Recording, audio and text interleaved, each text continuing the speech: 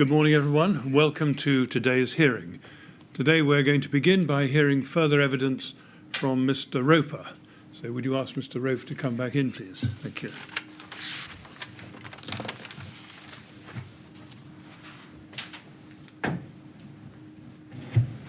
Good morning. Good morning, Mr. Roper. Good morning. All right, ready to carry on? Yes. Yeah. Good, thank you very much. Yes, Mr. Millett. Good morning, Mr. Chairman. Good morning, Mr. Roper. Good morning. I want to pick up on one or two things from yesterday, if I can, first of all, before we turn to the question of the NHBC and then the LABC. Going to the rig that was established for the second test in May 2014, it's right, isn't it, that, in fact, the panels were constructed without any ventilation gaps? No, I don't believe that was the case. You don't think that's right? Should we look at CEL 3011015?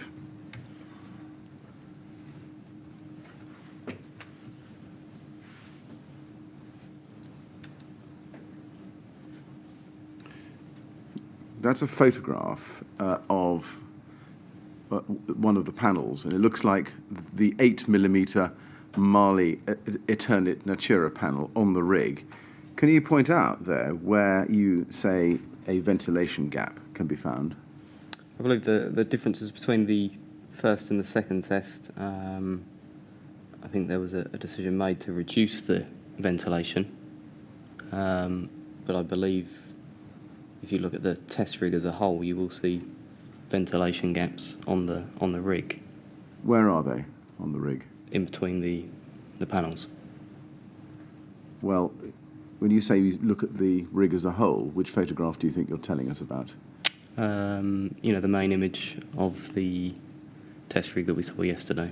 Right. Well, let's see if we can find an image. Sorry, while we have that photograph on the screen, the orangey coloured panel, I take it, is the 8mm Marley Eternit board, is that right? Correct. Can yes. we see behind it the magnesium oxide board? You can, yes. Right, thank you very much. Yes. Let's go to CEL 401352, please.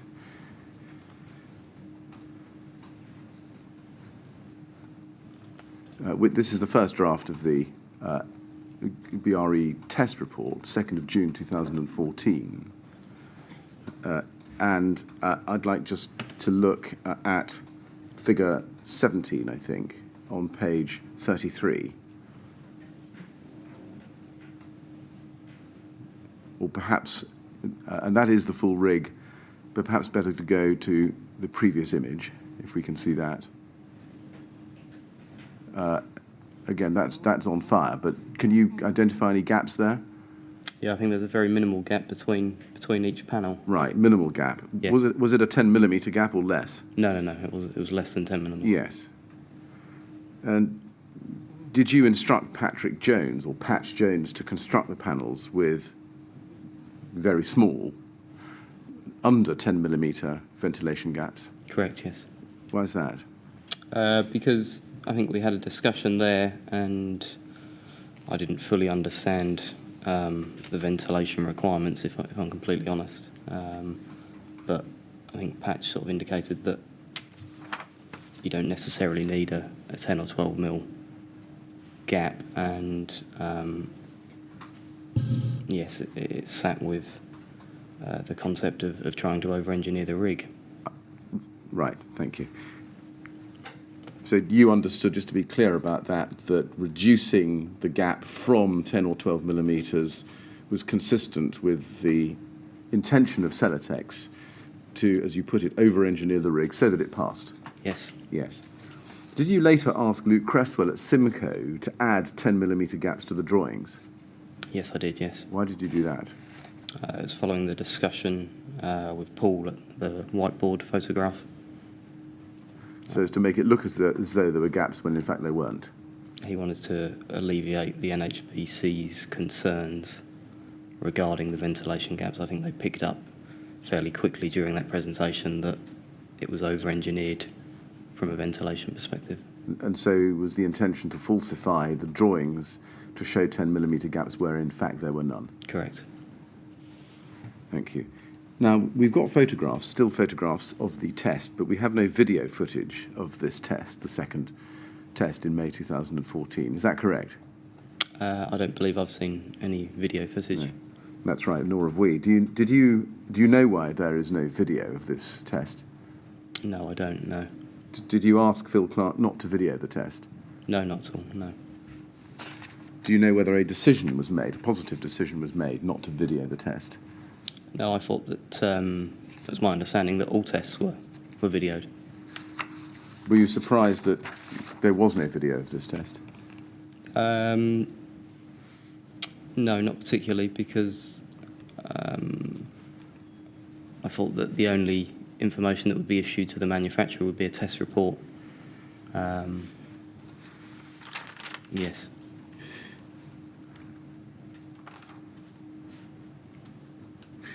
Right. Can I turn to a different topic? And that's an email of CEL 11926, please.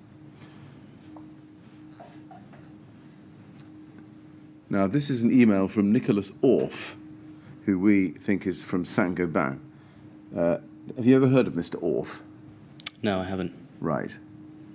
And it looks like an internal email within Saint-Gobain, as well as copy to Joe Mahoney at Celotex, because Mr. Orff sends it to Maria Fabra-Puchol, copied to Mr. Mahoney on the 30th of March, and he says, Maria, Joe, here's an update outlining the PIR project so far.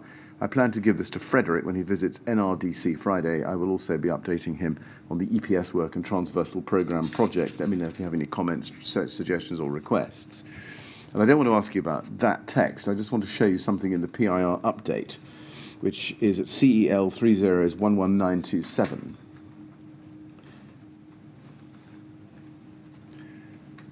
Now, this is a slideshow. Have you ever seen this document before? No, I haven't. Right. Can we go to page 4? And I'll just ask you whether you know anything about the topic. On page 4, you can see that this slide deals with smoke toxicity in Celotex foam. And there is on the left-hand side an equation or a formula. And on the right-hand side, Celotex PIR gas concentration in waste stream incineration. And then the bold summary of that science is this. Based on this combustion test, the HCN, that's hydrogen cyanide, component of PIR smoke is more toxic than CO component, that's carbon monoxide. And then there's an equation there, or a formula. And then possible approaches to reduce hydrogen cyanide. What did you know yourself about the toxicity of RS5000, or indeed any Celotex foam? Nothing at all. Right. Did you yourself give any consideration to the toxicity of RS5000 if exposed to fire? No. Did anybody within your team or teams during your time at Celotex give any consideration to that question? No. Thank you. Can I then go to the question of NHBC and your relationship, or Celotex's relationship with it? Can we go first, please, to CEL 401020?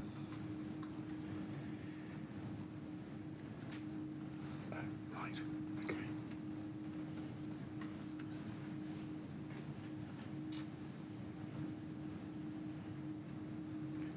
And this is an email that you sent to Paul Evans on the 5th of September 2014, and it relates to ongoing difficulties with NHBC accepting the test.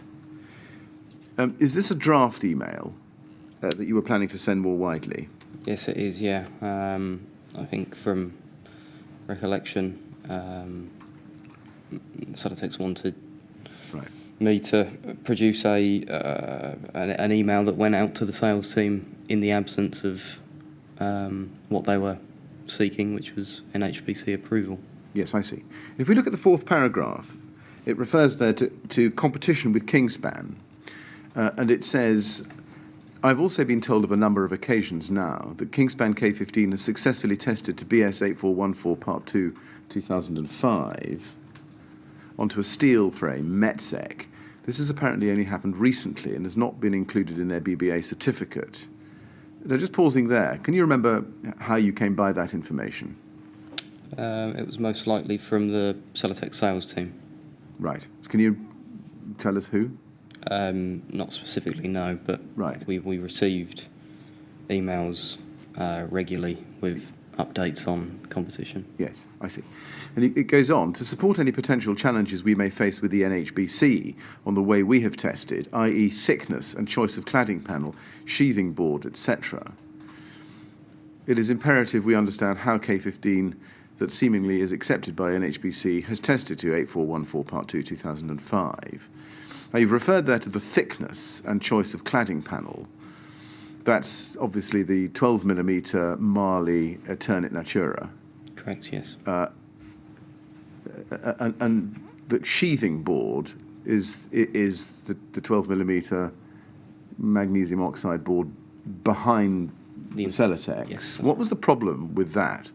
With the sheathing board? Yes. I think there was some confusion around what that board had to consist of, whether it had to be a calcium silicate or a magnesium oxide board. I think from previous research, I noted that a lot of contractors were using cement particle board, which I think didn't perform as well as magnesium oxide or calcium silicate. Right. I see. Okay. And no reference there to the problems with NHBC in relation to the 6mm magnesium oxide board, presumably because there was no way that they would know about it unless they were particularly eagle-eyed with figure 18, or 19 as it became. Correct, yes. And then you go on to say, I'm told that the system used a cement particle board rather than a non-combustible sheathing board and a combustible cladding panel. The details in particular around what type of panel was used for the exterior of this system are crucial and would hugely aid our argumentation. Were Celotex adopting a strategy of seeking to put pressure or perhaps persuasion onto the NHBC in accepting your BR 135 classification by pointing out that they, NHBC, had accepted Kingspans? I think that was, yes, at the initial concept of the project. You'll see from quite a few of my emails to various organisations, including the NHBC, I was trying to seek clarity as to how they were approving a rigid board combustible insulation behind numerous cladding systems. So yes, Celotex viewed, as I said previously, the NHBC as a critical approval, and this news that had been fed into the business, they were keen to understand the test details and NHBC's view on it, really. Yes. And in the next paragraph, you say, having led the way in being transparent of the tested system that complied with BR 135, we hope that contractors will challenge our competitors to provide the same information to have a true understanding of what has been tested. Now, there was a similar email that we saw in July 2014 I asked you about yesterday. But again, it's not true, is it, that Celotex was being transparent in relation to the system which was tested? No, it wasn't. It was the message that was relayed to me. Right. And the idea behind this was it that you would stimulate contractors to challenge Kingspan in the same way that was being discovered now were challenges in relation to RS 5000? Sorry, can you rephrase that slightly? Yes, I put the question in a slightly unattractive way. Was your idea that you would stimulate your contractors into asking the same difficult questions about K15 that you were finding they were now asking about RS 5000? Yes. Yes. And then CEL 401022, please.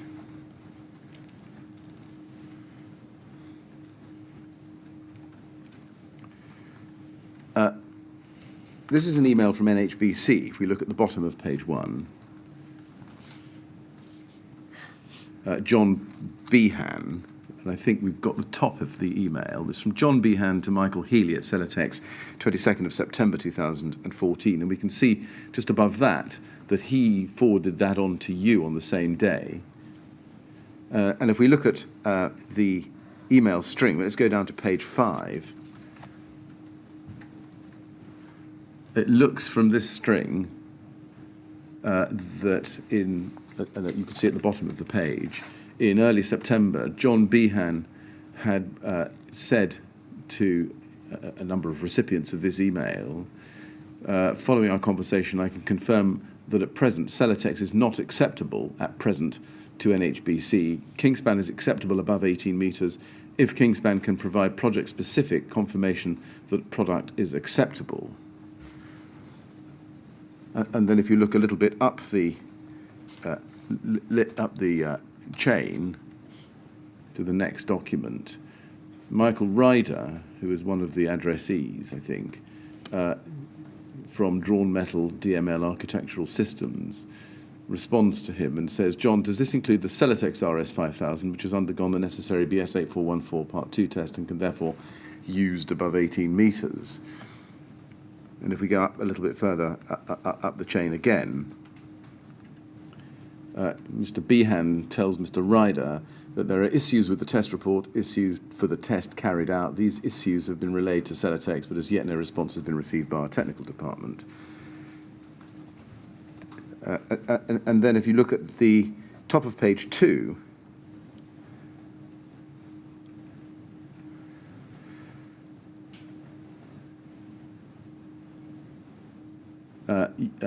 we only got the bottom of the email, but John Behan, let's look at the bottom of, a little bit higher up, page 2. I'm so sorry, you're only seeing half the document. This is John Behan to Michael Healy, 22nd of September. Michael, and then if you go to a little bit lower down on page 1. As stated, NHBC has issues with the test certification recently achieved. Celotex technical department are fully aware of the issues raised. And a little bit further down page 2, you can see that Mr. Healy has told him, and to which we've seen the response, we currently hold certification for BS 8414 Part 2. Does the NHBC not recognise Part 2? I'm sorry, Mr. Raper, I've taken those slightly out of order.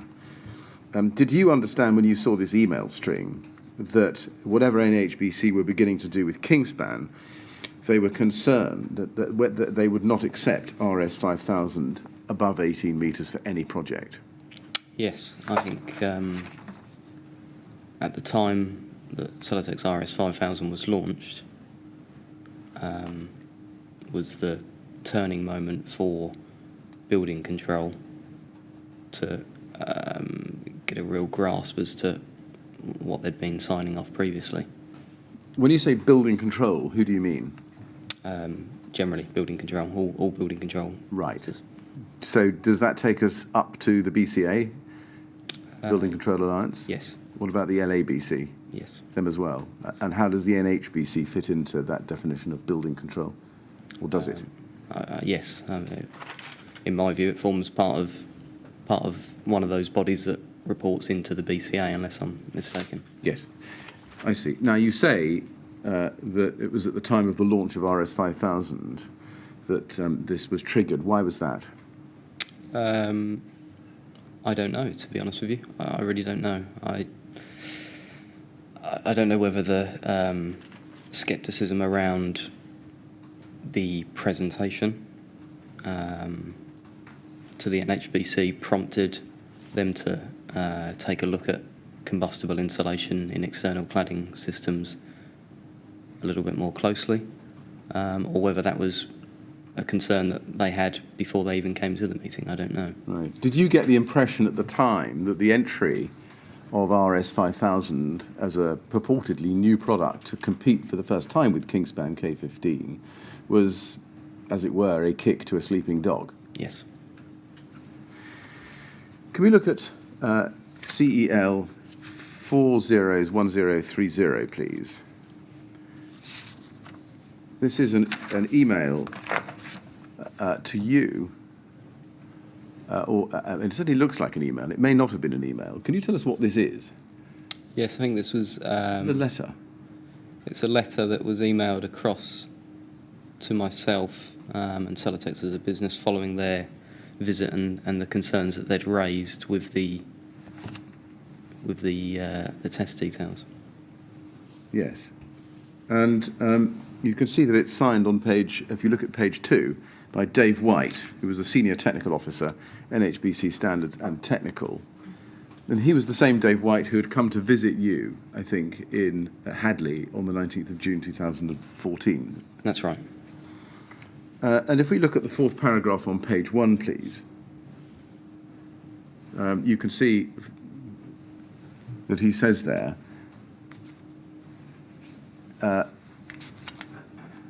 when you attended our initial meetings to discuss the type testing that NHBC normally accepts as proof of performance, etc., etc., I took time to explain that any test specimen would need to represent as much as practically possible the typical construction build-up used for external facades.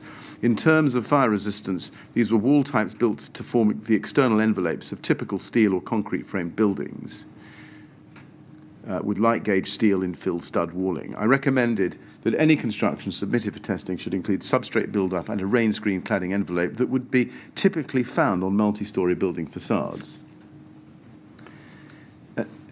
Had the NHBC explained that to you before the May test or after the May test? I'm not sure, to be honest with you. It looks from this, and tell me if this is wrong, that he when he says he took time to explain, that was at the meeting in June 2014, in other words, after the May test. Is that right, or is that wrong? I don't recall having any conversations with the NHBC prior to the test that led them to explain what is explained there in that detail. I think from recollection, I emailed Graham Perrier quite often to see what they were after and how they were approving Kingspan in use with various cladding systems, but as we've seen from the previous documentary evidence, I didn't really get a clear response. Right. Can you just go then to the top of the next page? And he says there, at our previous meetings, in bold, I took care when explaining the limitations in testing fire performance of any wall type, where the key details were not representative of typical actual facade systems. This included some constructive feedback on your initial prototype drawings. Now, just pausing there, what meetings is he referring to, do you think? I'm not sure. Because we know there was one on the 19th of June 2014 at Hadley. Were there any other meetings that you'd had with Mr. White? I don't believe I had met Dave White until he came to Hadley. Right. What about Graham Perrier? Yes, I think I met with Graham. I'm sure I did. On the same occasion? On the same occasion, but maybe I met with Graham previously, I don't know. Right. Would you have met Graham Perrier before the May test, do you think? I can't say for sure. Right. Is it correct that at previous meetings in the plural, Mr. White took care to explain the limitations in testing fire performance, where the key details were not representative of typical actual facade systems? He did raise an issue, and I can't recall whether it was at the June meeting or if I met with him previously then, that the build-up needed to be representative. And I think my challenge to the NHBC then was, you're approving a product in application that has been tested with an unrepresentative test. Yes. And then he goes on to say, in the next paragraph, however, in looking more positively at the data contained in the BRE report 295369, I would have the following comment. The information in this report is potentially very useful to a fire engineer, i.e. it can provide the required input for a suitably fire-engineered facade assessment, wherever the building envelope design and specification may include these particular key wall elements for high-rise elevations. When you read that, you must have realised that Dave White was on the wrong track, because, of course, the BRE report that he refers to did not include any reference to the 6mm magnesium oxide or the 8mm Mali Eternit Natura overboards. That's right, yes. So a fire engineer wouldn't be able actually to make full proper use of the BRE report because it didn't contain those critical details. Correct. And I take it that you never went back to Mr. White and told him that? No, I didn't. I think at the time of the email, I think that was one of my last involvements with the NHBC and one of my last few days as product manager with Celotex. And that's because you moved a few days later into sales. Correct. And Debbie Berger took over. Correct. Yeah. Okay. Now, a few days before this, on the 23rd of September 2014, I think you'd sent a document to Debbie Berger for the purposes of carrying out a handover meeting with her. Yes. Can we look at CEL 401025, please? And this is a Word document, I think, entitled Celotex RS 5000. Did you draft this document? I believe I did, yes. And you give her an overview. Was this for her eyes only, or intended for her, but not wider circulation? No, I don't. I think it was just for the purposes of handing over the product. I don't think I saw any issue with Debbie sharing it with anybody else. Did Paul Evans help you draft this or approve it? Quite possibly. I don't know. I can't say for sure. You give her an overview in the first paragraph. And in the last paragraph on that page, under testing, you say in the third line, that's where I think we can pick it up, Marlia Turnit and Trespa cladding seemed to consistently occur as the two most recognised brands, although ACMs were found to be growing in popularity. Kingspan's K15 BBA highlights how they have approached testing to BS8414 Part 1, using a 6mm cement particle board as the outer face. Sorry, Mr. Millett, we haven't got that on our screen. I don't know whether you have him. Oh, I'm sorry, I'm No, I reading from my haven't, screen. No. Sorry about that. Right. I'll start again. Third line. Marlia Turnit and Trespa cladding seem to consistently occur as the two most recognised brands, although ACMs were found to be growing in popularity. Kingspan's K15 BBA highlights how they have approached testing to BS8414 Part 1, using a 6mm cement particle board as the outer face. Using CP boards as the external cladding panel would prevent fire entering the cavity, and it's no surprise that they have achieved a pass with this construction. Current market intel suggests Kingspan have tested to BS8414 Part 2, and it's imperative that we find out how to support RS argumentation and conversations with Dave White at NHBC. Discussions are ongoing between Celotex and NHBC with regards to our test report. Did you have a conversation with Debbie Berger about this subject on the handover? About the NHBC? Yes, Yes. you did. Did you tell Debbie Berger that there was, in the test, there was 6mm of magnesium oxide and 8mm of Marlia Turnit Natura at the level 2 thermocouple and the top of the rig? I can't say for sure whether I told Debbie, but at the very minimum, I think I would have suggested to Debbie that she spoke to Paul and Jamie regarding those test details. I obviously couldn't put it in black and white, but I think I prompted a conversation between Debbie and Paul and Jamie. Nonetheless, the message I think that you're giving her is, first of all, that Kingspan have tested to BS8414 Part 2, and you needed to find out how that was. And secondly, you needed to argue your case with the NHBC. Is this right, that just because they had passed that test, the NHBC should be accepting Celotex's pass? Correct, yes. Yes. And if we turn to the top of page 2 in this document,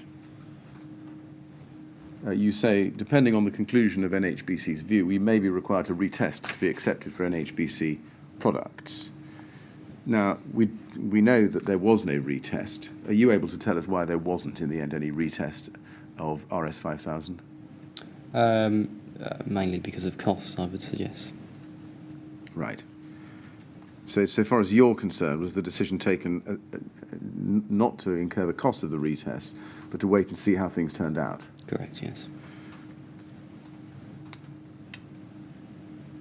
Can we go to CEL 403599, please?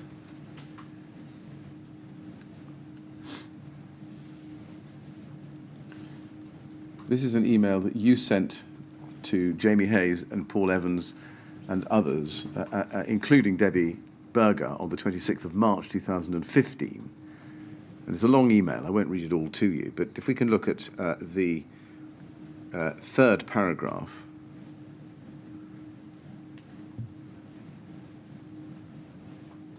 You say there, the note below also assumes that LABC and private building inspectors equally do not have the same reservations over ADB compliance as NHBC, but the recent publication from the BCA would indicate that it is only a matter of time before they are brought up to speed with the issues surrounding combustible insulation.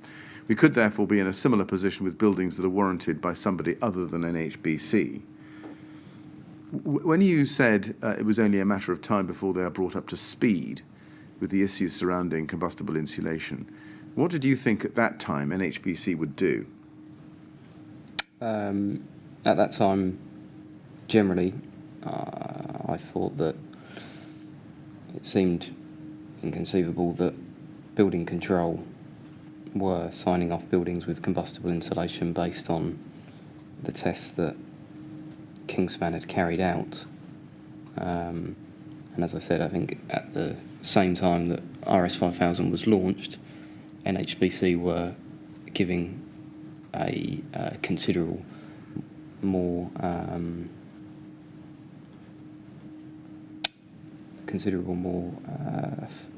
bigger focus, I should say, a bigger focus on combustible insulation and the approvals that surround that. Right. Was your view at the time that the NHBC would get tougher on Kingspan, K15, or that they would become slacker, easier on RS5000? No, I think what was clear from that time was that NHBC were considering approvals in a lot more detail, and I could only see that going one way, which was that they would look at Kingspan's original test and start to question how buildings had been signed off previous to that. Right. Now, after Debbie Berger had taken over from you at the beginning of October 2014, in fact, some time later, do you remember that the NHBC produced updated guidance? I do, yes. Do you remember that it was in fact issued in June 2016? Yes, I've seen that. Can we go to CEL 401169? Now, I appreciate that I think you'd left Celotex by the time of this document, which was July 2016. That's right, isn't it, I think? Yes, I think so, yeah. But nonetheless, I want to see whether there's anything in it you can help us with. If you look at the bottom right-hand corner of the document on page 1, we need to scroll down to the bottom of the page. You'll see there's a title, Common Wall and Facade Types Accepted by NHBC. And it says the following common wall and facade constructions are acceptable to NHBC without the need to provide an option 3 assessment, providing that the design specification and installation meets the minimum specifications set out in the following appendices. Appendix 1, brickwork facade, Appendix 2, timber panelling, and Appendix 3, aluminium composite panels. Did you ever see this document, even in a draft form or an earlier version, while you were at Celotex? Not while I was at Celotex, no. I think I saw this when it had been issued. Right. Do you have any idea why NHBC had gone, in the course of approximately 18 months or so, from expressing the concerns that we've seen and you've told us about, to approving the use of RS5000 in these 3 types of build-up, including aluminium composite panels? No, I don't. And at the time when I saw this document, it surprised me because, as I've just said, I think, if anything, that they were, building control generally, were going to become more stringent on the regulations, on the external wall build-ups of facades, and to see common wall and facade types accepted by NHBC with Appendix 3 in particular, and aluminium composite panels next to that, that was a big surprise to me. Yes, thank you. Apart from you, were you aware of anybody else at Celotex who was in touch with NHBC during the period from September 2014 until July 2016? I would imagine that remained within product management, so that would have been Debbie and Paul, I would imagine. Right. I'd like to turn next to the topic of the LABC and LABC approval for Celotex RS5000. It's right, I think, isn't it, that LABC approval and registration was a significant benefit for Celotex's RS 5000 product. They saw it, yeah. Celotex viewed that approval equally as important, I would suggest. Yes, and I think your view at the time was that it accounted for 75% of the market. Yes, but that would have been very much an estimate. Yes, of course. Was it you who had responsibility initially for obtaining LABC approval? Yes, it was one of my tasks, yes. Now, let's look at CEL 50716. This was your long email of the 1st of November 2013 to Paul Evans that we looked at in some detail yesterday. And if we look halfway, or perhaps 2/3 of the way down the page, you'll see that there's a paragraph starting, "An architect will be told," which we, I think, read yesterday. You can see it there on the screen in front of you. About halfway down that paragraph, just below halfway down, you can see you say, "Kingspan, I would suggest." Can you see that? Yes, yeah. You say, "Kingspan, I would suggest, do not have a piece of paper that states that they can specifically be used behind any cladding panel. What they have done is got BBA certification stating that the fire test method and taken that to LABC to get a registered document detail, which states that K15 can be used in a variety of cladding systems and complies with ADB through passing BR 135. A building control officer is unlikely to challenge a document that is approved from the head of building control." Now, as we've discussed already between us, this email suggests that your view at the time was that the market wasn't particularly knowledgeable about the regulatory requirements for use of insulation above 18 metres. Yeah, there was a great deal of ambiguity about how it could be that one test had been extrapolated into so many other different systems. And that the only person knowledgeable enough to challenge the compliance of RS 5000 on a building above 18 metres was the building control officer. As well as specifiers and contractors and subcontractors. As well as specifiers and contractors and subcontractors. Those who happen to have the relevant skills. Yes, the to know what regulations. they're talking about. Yes. Yeah. And those people, particularly the building control officer, would know that a BS 8414 test was a system test, which would limit the product's field of application. Is that right? Yeah, well, that's, as I've said, that's how myself and a couple of others in Celotex viewed that piece of approved document B. Yeah. It wasn't clear whether the market viewed it in that way. No.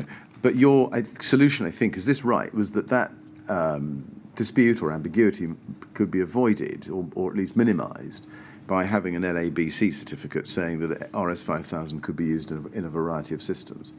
Yeah, I think it was reviewed at the very outset in terms of, I think we saw the slides yesterday in terms of options and launch with BBA and LABC and launch without LABC. What was clear from the LABC registered detail that was in place for Kingspan K15 was that it seemed to expand beyond just one system. Yeah. And in going for or proclaiming the benefits of an LABC certificate, you were essentially following Kingspan's approach or wanting to. Correct, yeah. Yes. Can we look at CEL 50735, please? Now, we've looked at this email chain before, but I want to go to page 4 in it, please.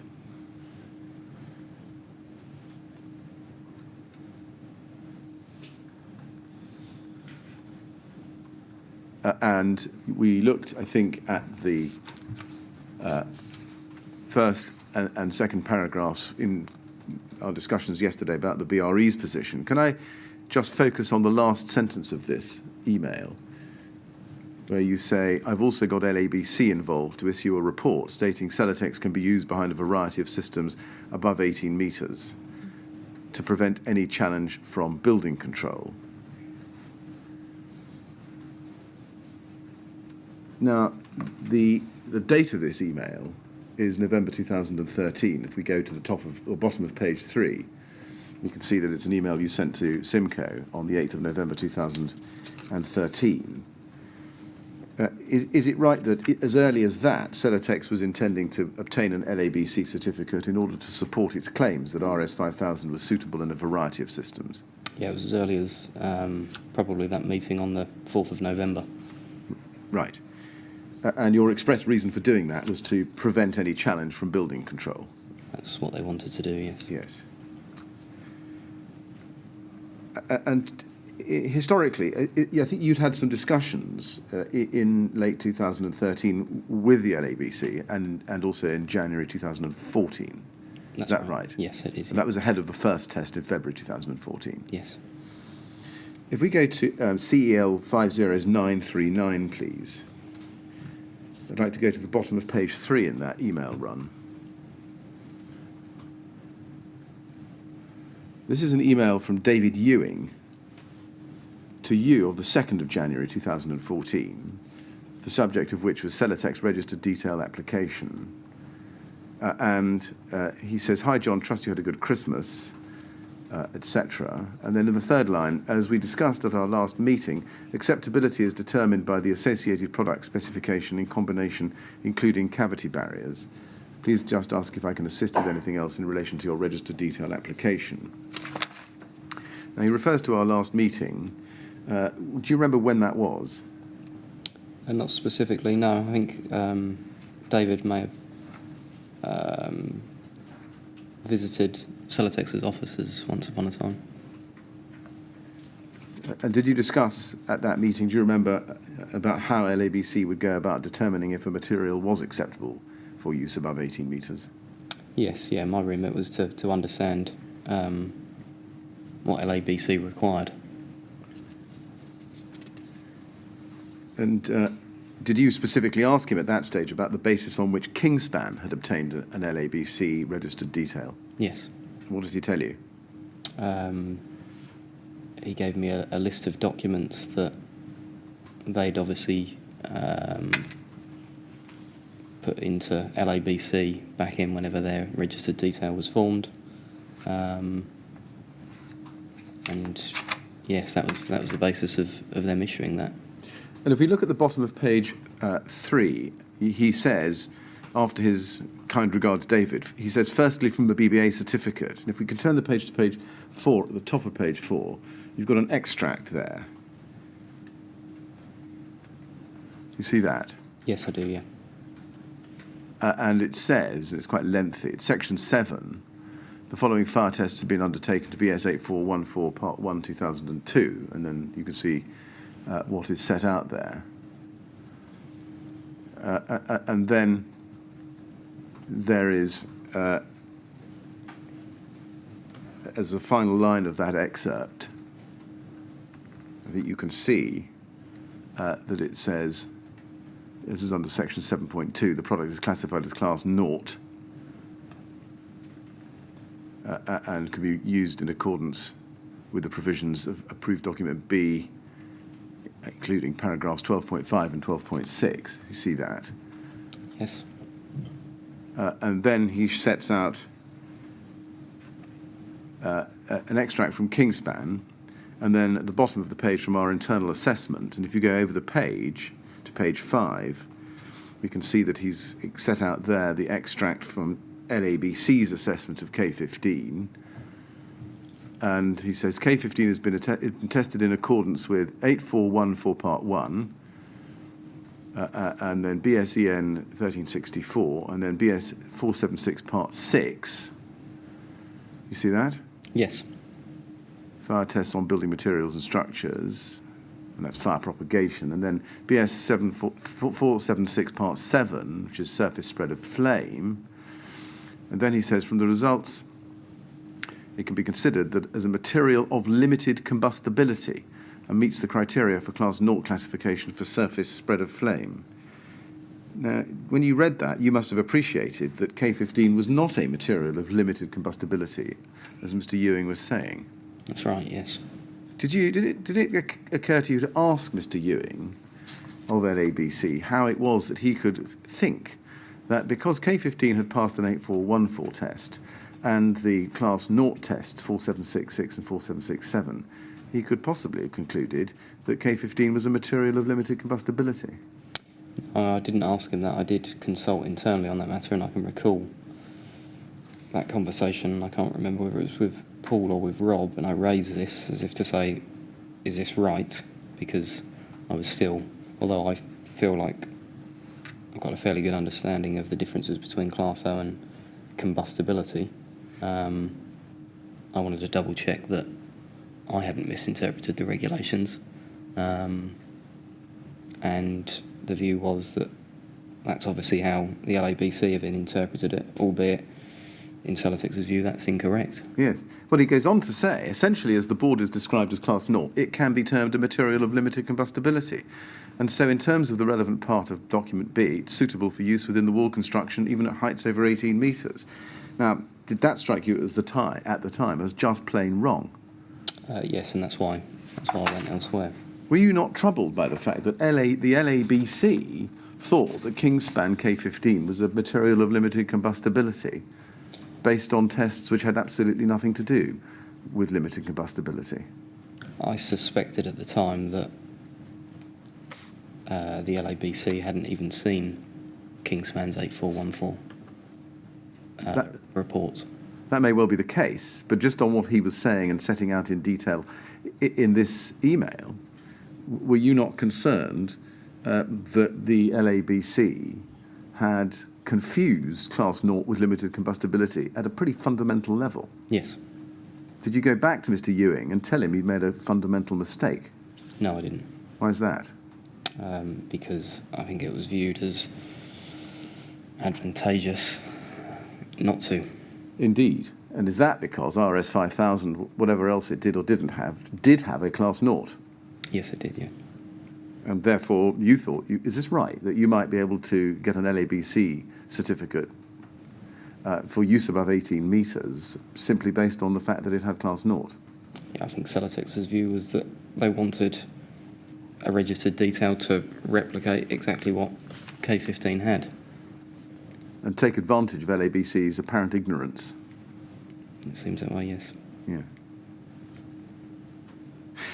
If we go up the email chain to page 2, it's the bottom of page 2 and the top of page 3, we can see that you respond to him the next day and you say to him in the first main paragraph, thanks for coming back to me. All looks fairly straightforward, and we are confident that we can equally prove to the local research authority that our product is also classified as Class 0 and, over the page, once complete, have tested and passed BS 8414 satisfying ADB. I note the reference point below has been Kingspan's BBA certificate. As discussed previously, we're not going to pursue this route to begin with, but we'll be able to provide to the research authority the details and pass criteria of BS 8414 in the way of documentation from the BRE themselves. Will this cause any issues, do you think? It's clear from that you had, is this right, you decided not to challenge him on his misunderstanding and conflation of Class 0 with limited combustibility, but to go along with it and capitalise on that? I was told not to raise that issue. Well, it's more than that, isn't it? Actually, you were looking to take advantage of it. In other words, to reinforce his misunderstanding, so as to be able to obtain an LABC registration for RS 5000. Yes. Yes? Yes. Yes.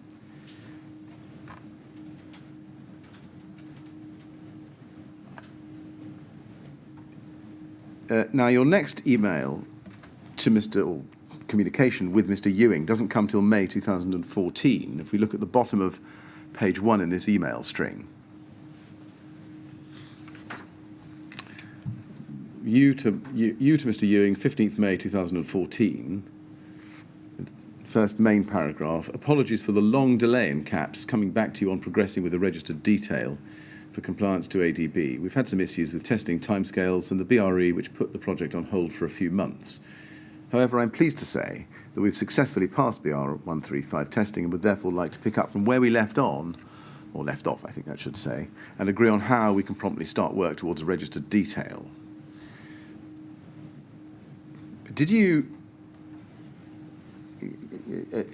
well, it's right, isn't it, that in fact the delay was due to the fact that in the intervening months, Celotex had actually undergone a first test in February 2014, which had failed. Correct, yes. So the long delay was not attributable to testing timetables, but actually to the fact that there was a test which had failed. Yes, and the date of that email there is the day after I received instruction not to make any reference to a failed first test or 6 mil magnesium oxide altogether.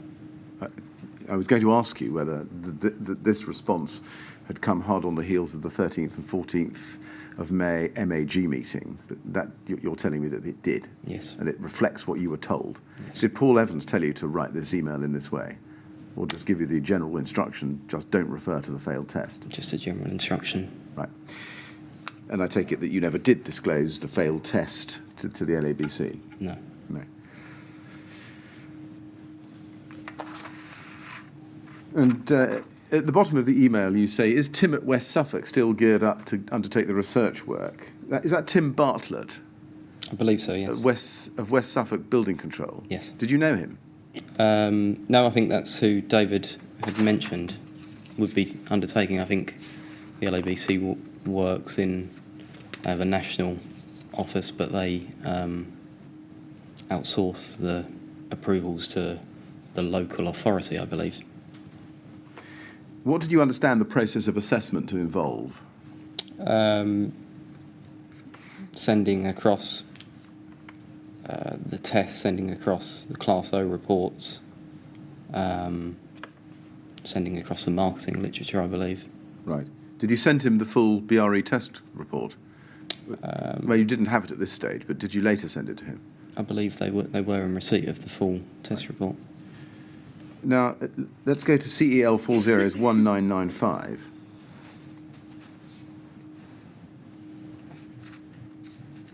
This is an email of the 17th of June 2014 from you to Tim Bartlett at West Suffolk.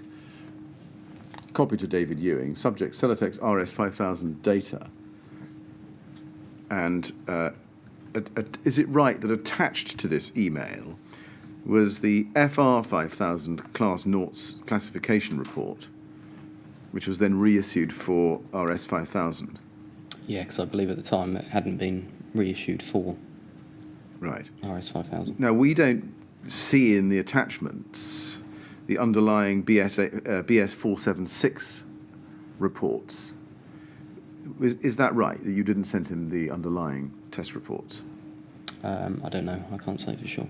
Just the classification report?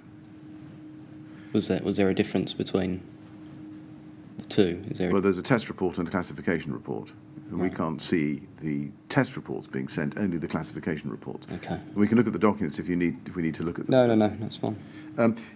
Now, is there a reason why only the classification report but not the test reports were sent? No, I don't believe so. Now, you say there, in the fourth paragraph down, as discussed, our aim is to provide you with support materials to develop a detail which entails the following. Celotex RS5000 can be used with a variety of cladding systems, including masonry or rain screen systems, and can be fixed back to structural steel frame with a sheathing board or direct back to masonry.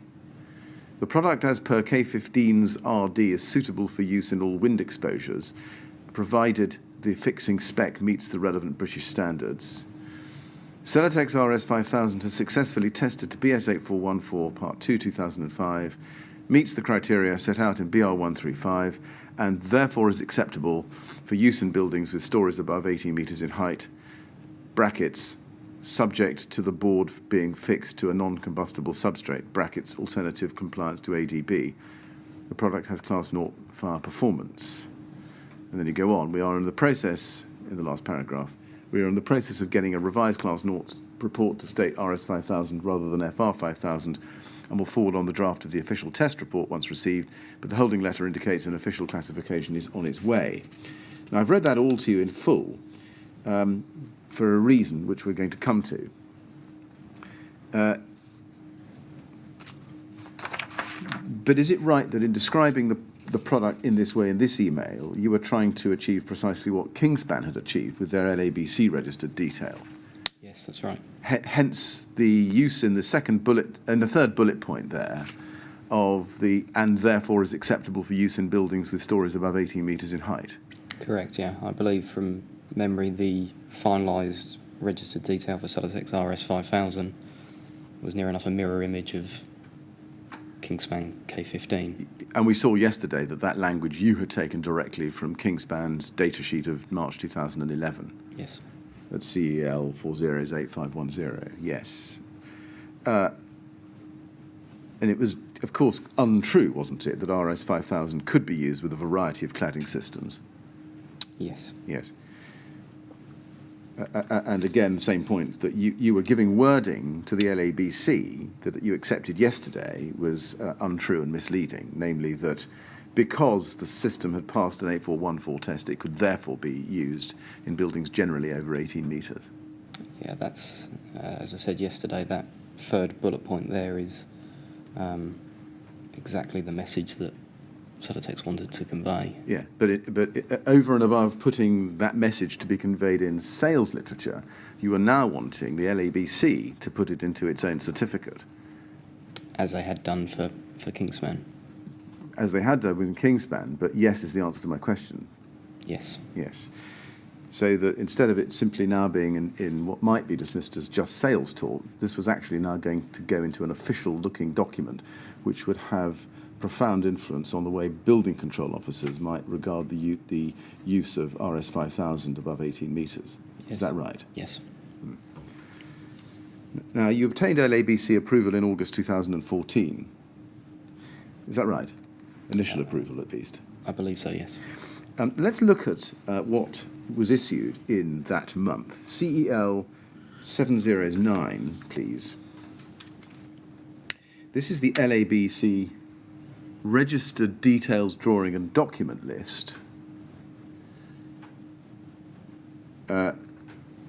which was issued, and it looks as if it came in to you on the 29th of August 2014, but might it have come in earlier than that, do you think? I don't know. Look at limitations of use to start with. It says, for use in rain screen wall construction, including above 18 metres height, the required thickness of board for a particular construction must be established with the use of Celotex online calculator. And then it goes on, Celotex RS5000 can be used with a variety of cladding systems, including masonry or rain screen systems, and can be fixed back to a structural steel frame with a sheathing board or direct back to masonry. Celotex RS5000 has successfully tested to BS 8414 Part 2 2005, meets the criteria set out in BR 135, and therefore is acceptable for use in buildings with stories above 18 metres in height, brackets, subject to the board being fixed to a non-combustible substrate, brackets, alternative compliance to ADB. The product has been tested and achieves a Class 0 spread of flame. Now, that quote is taken exactly from the wording that you had suggested in your 17th of June email to the LABC, which we've looked at. In fact, do you accept that it's a cut and paste? Yes. And it even includes the spaces before and after the bracket, doesn't it? I hadn't noticed that before, no, but yes. Yes. Can you account for how it comes about that the LABC had simply lifted your text from your 17th of June email at CEL 401995 page 1 and put it into a formal document like this? No, because this was I think this was the first LABC approval that myself or Celotex had been involved with. So usually the wording comes from the approval body rather than the manufacturer. Yes, really what I was asking you was, can you explain how it came about that the LABC appears simply to have cut and pasted your message in your 17th of June email and planted it into this registered detail document? Oh, I don't know. When you saw this document at the end of August 2014, did you notice that that is what they appear to have done?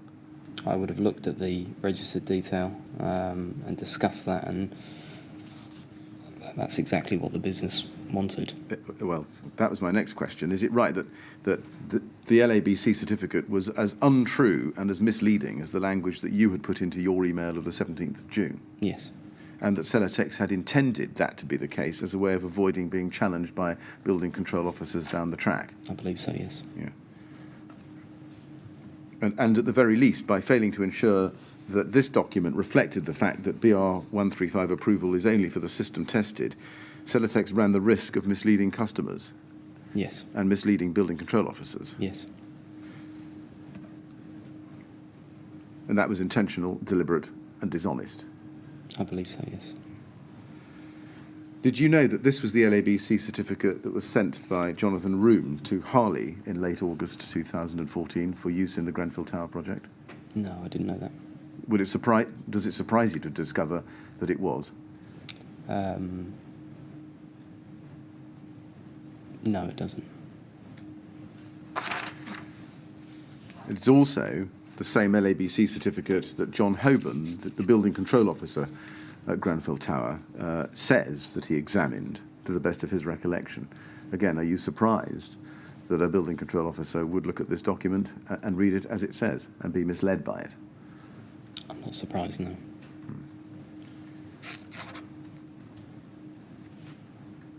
Now, if we go to CEL 401017,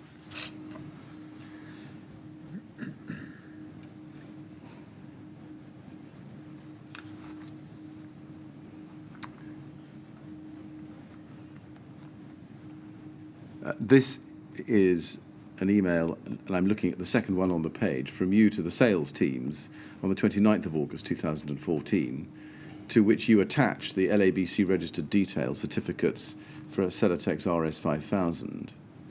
And do we take it from that attachment that you referred to was the LABC registered detail document we've just been looking at? Yes, I believe so. Yes. And then you say at the bottom of the page, these certificates confirm that Celotex RS 5000 is applicable for use in rain screen cladding applications below and above 18 metres in height. It confirms that we have successfully tested to BS 8414 Part 2 2005, meets the criteria set out in BR 135, and is therefore applicable for buildings with a storey height greater than 18 metres. Did you intend that passage to be a misleading sales message to the sales team, to double down, as it were, on the LABC certificate's contents? It was a message that they had already received from the launch, and it was consistent with the message that the business wanted to convey to not only their own sales team, but the general market, I would suggest. Yeah. And if you go to the top of page 2, please, you can see it says, LABC are currently in the process of changing the format of their certificates, and these are likely to be issued to us in the next couple of weeks. In the meantime, please use the existing certificates. I recommend using the LABC drawing and document list RD491 to issue to customers and specifiers, as this contains more detail around the subject matter, but both certificates can be issued and will be live on LABC's website within the next 2 weeks. So here we see you specifically telling the mailing lists for the sales teams to send out these registered details that we've just looked at to potential clients. That's right, isn't it? Yes. Notwithstanding that you knew that it was a misleading document. I knew that, yes. You knew that. And again, that was deliberate and dishonest on your part. Yes? It was, yes. And did Paul Evans know about that? Yes. How did he know about that? Because he was copied into that email, and I think earlier up the chain there's a response from him on that. Indeed. And if we go to the top of that chain, page 1, Paul Evans's response to you was outstanding, well done, now just the NHBC, please, ! What did you understand him to mean by now just the NHBC, please? So this was during my time as product manager. He was still pushing me for NHBC approval if such a thing existed. And was, to your understanding, did you understand Paul Evans to be asking you to take the same approach with the NHBC that we've just seen that you took with the LABC? Yes. Mr. Roper, thank you very much. I have no further questions of my own to ask you, but there may be some further questions which, on looking back at my notes, I may have or may come from others. So, Mr. Chairman, is that a convenient moment for the break? Well, I think it probably is, isn't it? Yes. Just so that you understand, Mr. Roper, when Council's reached the end of the questions he thinks he needs to ask, he needs a little bit of time just to check nothing's missing. But we also have to allow the possibility that others who are not physically present may want him to put questions to you. So we have a break, which we'll combine with our morning break at this point. So we'll come back at 25 past 11, please, and we'll see if there are any further questions for you then. Okay. And in the meantime, you go to the usher and, of course, not talk to anyone about your evidence or anything relating to it. That's fine. All right, thank you very much.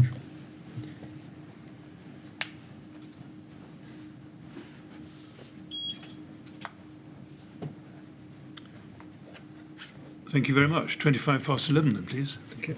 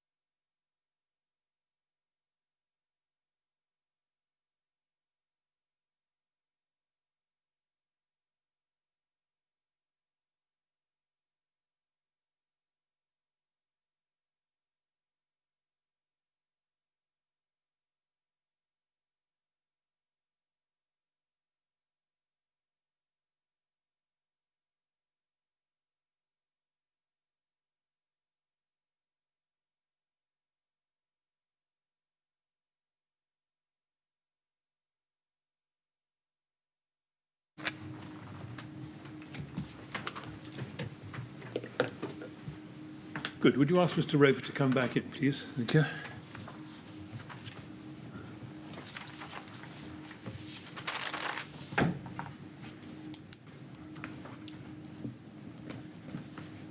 Mr. Roper, we'll see if there are any more questions for you. Mr. Millett, how are we? Mr. Chairman, a few, not very many. The first is really an observation I should make.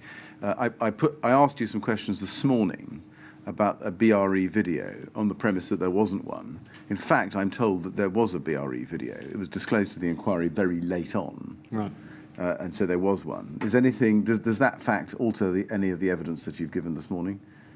No, I think I've seen a BRE video, but I thought it was of the first test, but maybe there was one of the second test, so I apologise for that. Right, but you never saw it yourself? I can't recall. You can't recall. Right. Do you know whether anybody else within Celotex saw the video? It must have been stored somewhere, but I don't know who would have viewed that. Next, I've got some questions from the LABC, which is this. Do you recall that the certificate we looked at before, the one that came in August, was then replaced later on in 2014? No. You don't remember that? No. Let's have a look at CEL 402021, please.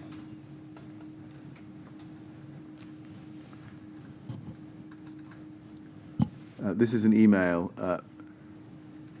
If we look at page 2, please, on that email run, from Sam Lee to you, 3rd of November 2014. And Sam Lee says to you that there are several important changes made to your registration with us. And that a new certificate, he says that the new registration certificate has been created for your system/solution, providing your clients with the more detailed information about your products and the scope of your registration. A copy of the certificate is attached to this email. So new ones came in then. Do you remember receiving new changed LABC certificates? No, I don't. Let's have a look at LABC 301776, please, and see if that triggers a recollection.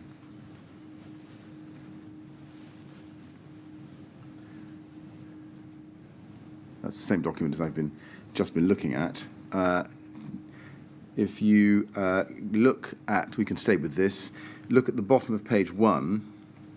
If you go back, if you look at the bottom of page 1 of the email run itself, perhaps we should go back to CEL 002021, please, bottom of page 1 of that. You can see that you sent an email to Debbie Berger, 3rd of November 2014. Debs, for you, please go back to LABC and ask to take out any references that RS5000 is the same product as FR5000. And again, was that because you wanted to mislead, or Celotex wanted to mislead people into thinking that RS5000 was a new product? No, I think it was because they clearly wanted to distinguish between the two. And you can see that she suggests at the top of the page, goes back to Sam Lee and suggests some paragraphs of text to replace description of product. Secondly, to replace first paragraph, starting with Celotex has provided test reports within scope of registration, and then third paragraph starting with the product has class 0 within scope of registration. And then if we go to CEL 408691, please. This is an email run. If we look at page 2, perhaps go to the bottom of page 1. Here is an email from Debbie Berger to Sam Lee, copied to you. Over the page to page 2, please. We can see that she says, "Hi Sam, I've just noticed the website is live with the certificate and fact sheet. Is it possible to limit visibility or better remove these until we've sorted out the wording?" And on the page above that, if we go back to page 1, we can see the LABC response, which comes from Sam Lee. "Hi Debbie, I'm sorry for the delay in getting around to your emails. No problem at all. I'll check with my colleague who deals with the website. We can make your landing page not visible to members of the public. I'll check with my manager to see if we can make the suggested changes in your attachment on the certificates and website." Now, we can see you were copied into this entire email run. Do you remember that although new form certificates had been issued, they weren't actually generally available until the wording was sorted out. Do you remember that? No, I mean, this is jogging my memory, but at the time I'd moved out of product management at that time and into area sales, so I may have quickly glanced at it. But. Right. And do you remember when, maybe you don't, but do you remember when the wording was sorted out and the final version of the LABC certificate became live on their website? No, I don't. Does the date July 2015 or September 2015 ring any bell with you? No. No, it doesn't. Right. Can I then turn to another question?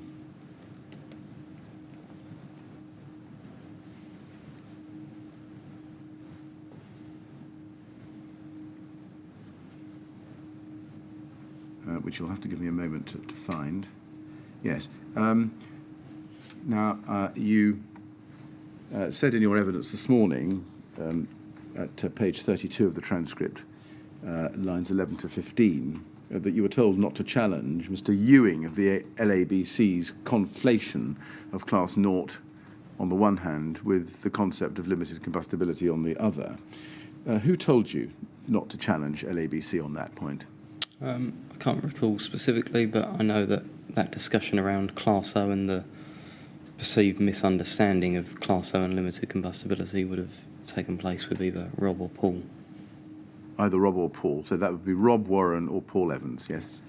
Yes, okay, thank you.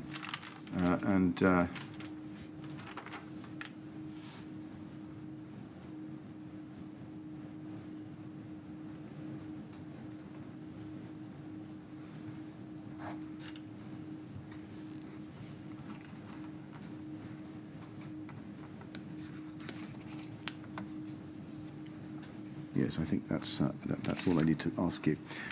Thank you very much, Mr. Roper. I've got no further questions for you. I need to cover.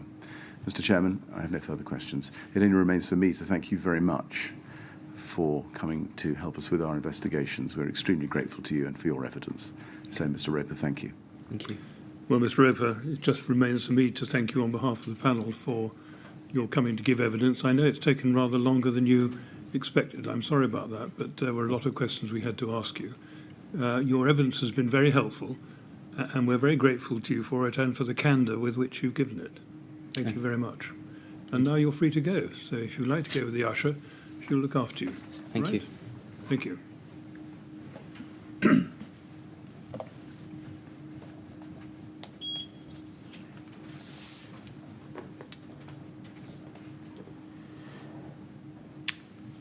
Now then, Mr. Phillip, we have another witness, but I think we have to have a little break for housekeeping purposes, don't we? We do. So we'll rise for, well, as short a time as it takes to do what has to be done. Yes, it's probably about 10 minutes, if that's... Well, you send someone to come and get us when you're ready. Will do. Thank you very much. Thank you very much.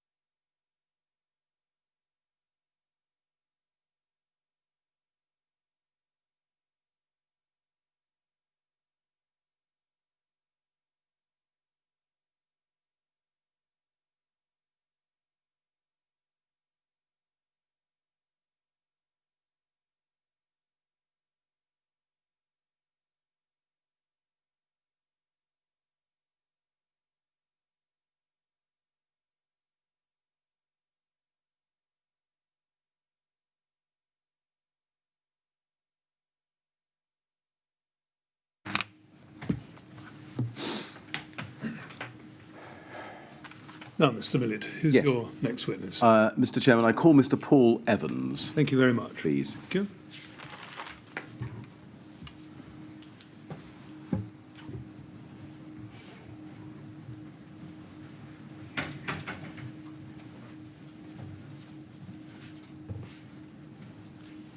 Can I please ask you to read out the witness affirmation text? I do solemnly, sincerely and truly declare and affirm that the evidence I shall give shall be the truth, the whole truth, and nothing but the truth. Thank you very much, Mr. Evans. Good morning. Do sit down. Thank you. Make yourself comfortable.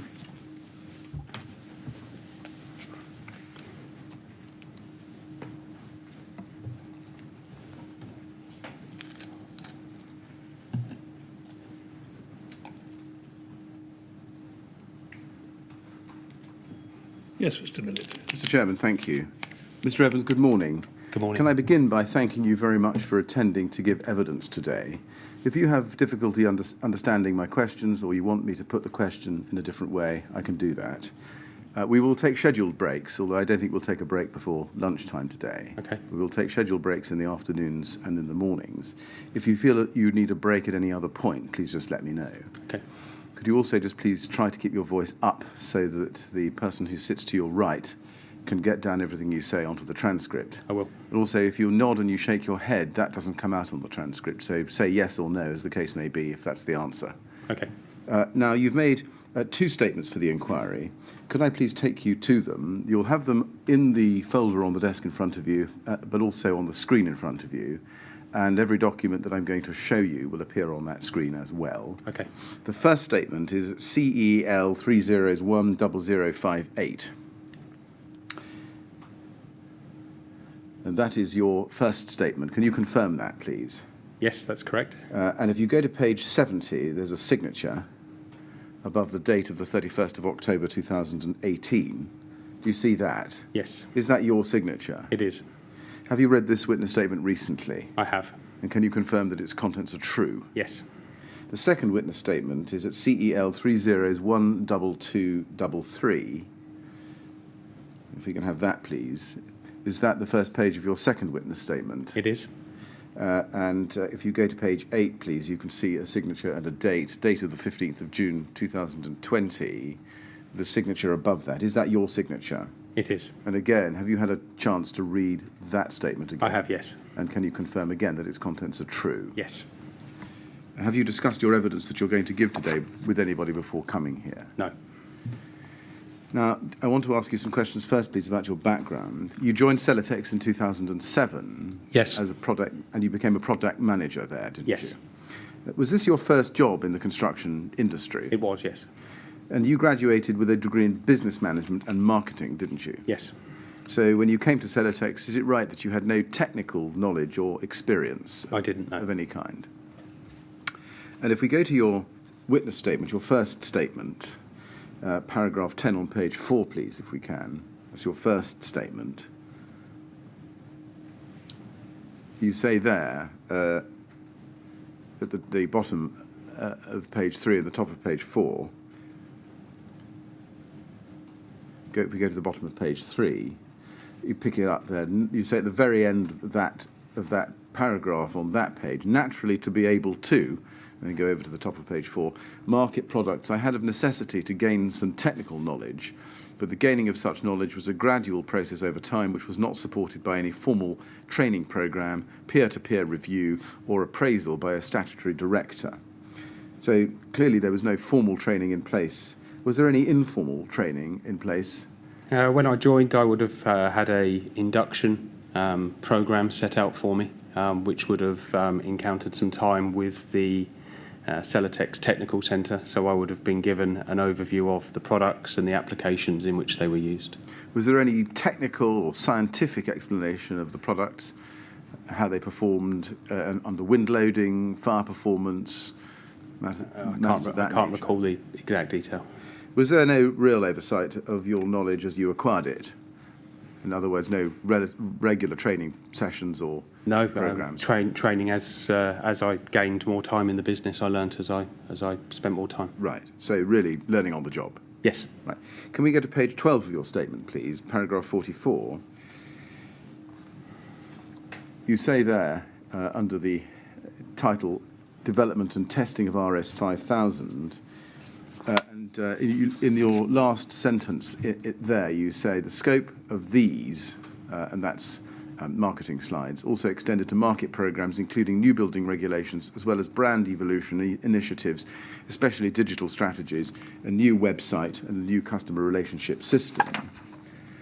Does that mean, when you refer to new building regulations, you gave presentations about the building regulations? I didn't give building presentations on building regulations. What I'm saying there is that part of the marketing activity would be when new building regulations were introduced, primarily Part L.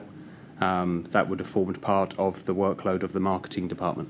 I see. So you would market based on the evolution of the building regulations as they happened? There had been, when the regulations changed in 2010, there was some work done around promoting the Celotex's role within building regulations for Part L. Right, but to do that marketing function, do we take it that there was no formal or even informal education given to you or anybody under you involved in marketing as to what the new regulations meant or how they worked?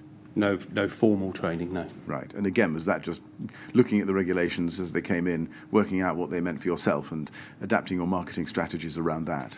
Yes, alongside the team as well. Yeah.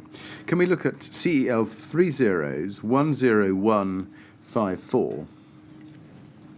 And I'd like in that to go to the bottom of page 7, please. This is the witness statement of Jamie Hayes of Celotex at paragraph 22. And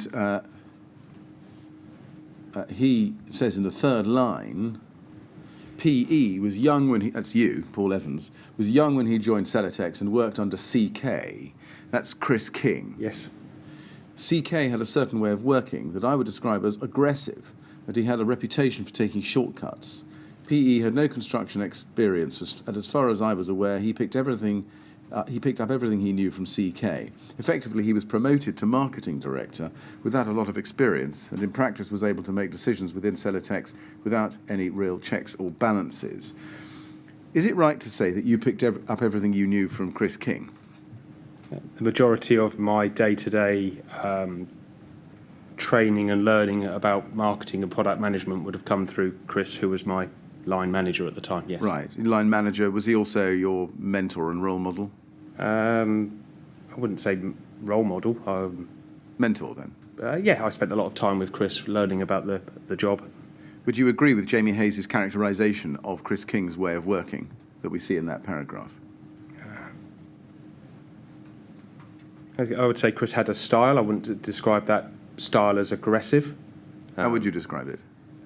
He was firm. He knew he had high expectations of people.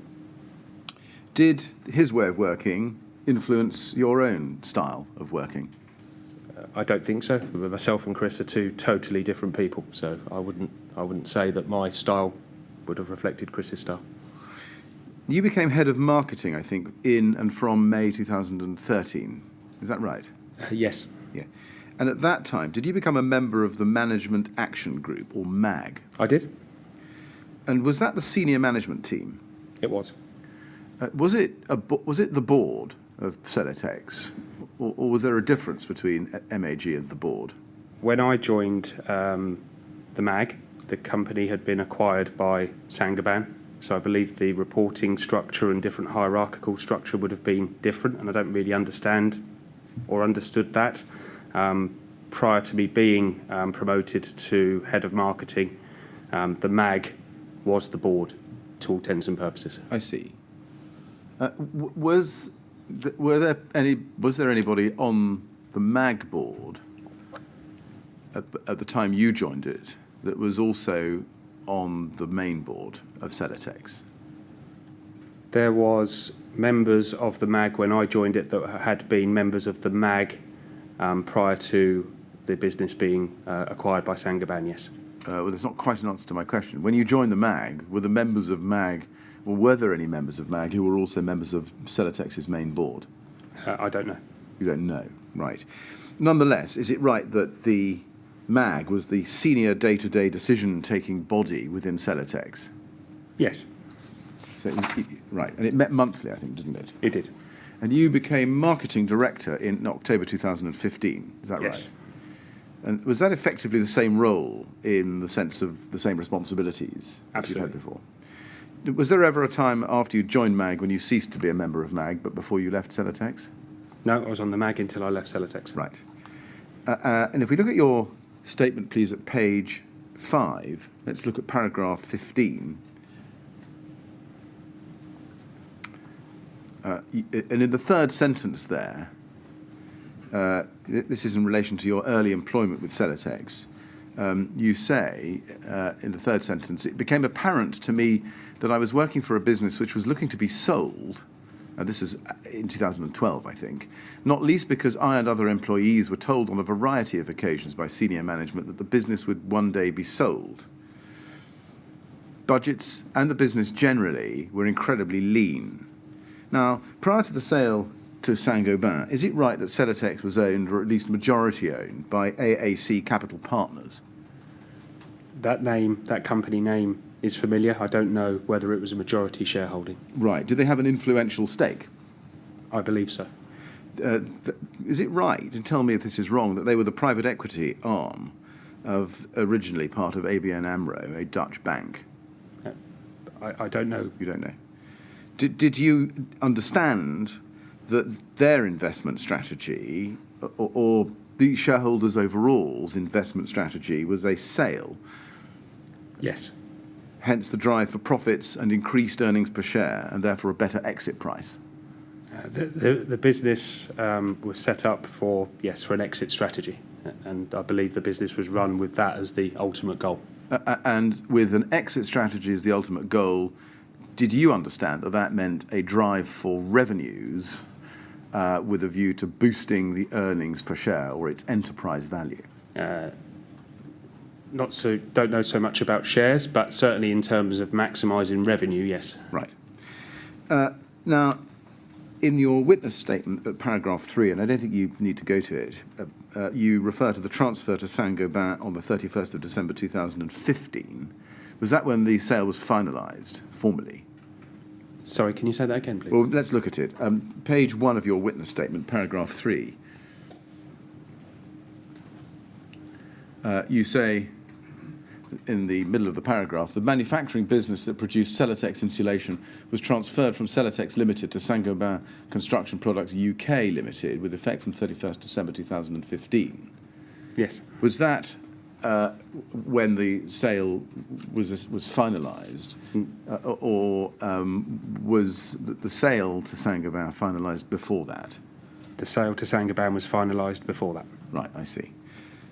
And is this right, that even though Celotex had been sold to Saint-Gobain by its previous owners, the manufacturing business that produced Celotex was still run by and owned by Celotex until December 2015? Yes. Yes, I see. That's part of what they called a hive-up exercise. It was a hive-up. Yes, I follow. Now, can we go back to Jamie Hayes' statement, please? CEL 30010154 at page 6, and I'd like to show you paragraph 17. Mr. Hayes says, even before this acquisition, and this is the Saint-Gobain acquisition in and from 2012, Celotex was largely marketing-led, given that those individuals at the top of the business had mainly originated from the marketing department. Celotex used to be owned by private equity group AAC Capital Partners, and so the drive for profit-making and increasing the company's share price had been systemic in the Celotex culture for some time. And then he goes on to, well, just pausing there, do you agree with that from your own observations while you were at Celotex? There was, yes, the culture for Celotex was around, as I said, the drive for revenue and the plan for exit. Yes. However, he says, it seemed as though this culture became heightened once Saint-Gobain became involved. Do you agree with that? Yes. I knew from later conversations between PE, Craig Chambers, CC, and John Roper, JR, whose roles are explained below, at which I was present, that Saint-Gobain had asked for a budget for increasing profits and that at least 15% of this increase would need to be attributed to new products. I remember thinking we were not allowed to simply sell more of our existing products to increase profits. For me, this meant that there was a drive for innovation and a sense of pressure to increase profits at Celotex. Did you pick up the fact that Saint-Gobain had asked for a budget for increasing profits and that at least 15% of that increase would need to be attributed to new products? There was a internal target in the company, which was around 15% when it was first set, that 15% of the sales had to come from a specific set of products, the 5,000 range.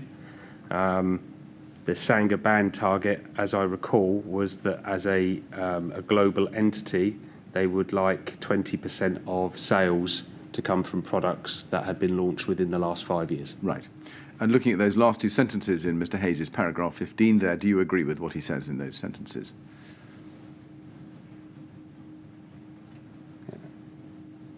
There was definitely a drive to increase innovation and have new products on the market, yes. Right. Now, I want to ask you some questions about Lambda. Can we go to CEL 10498, please?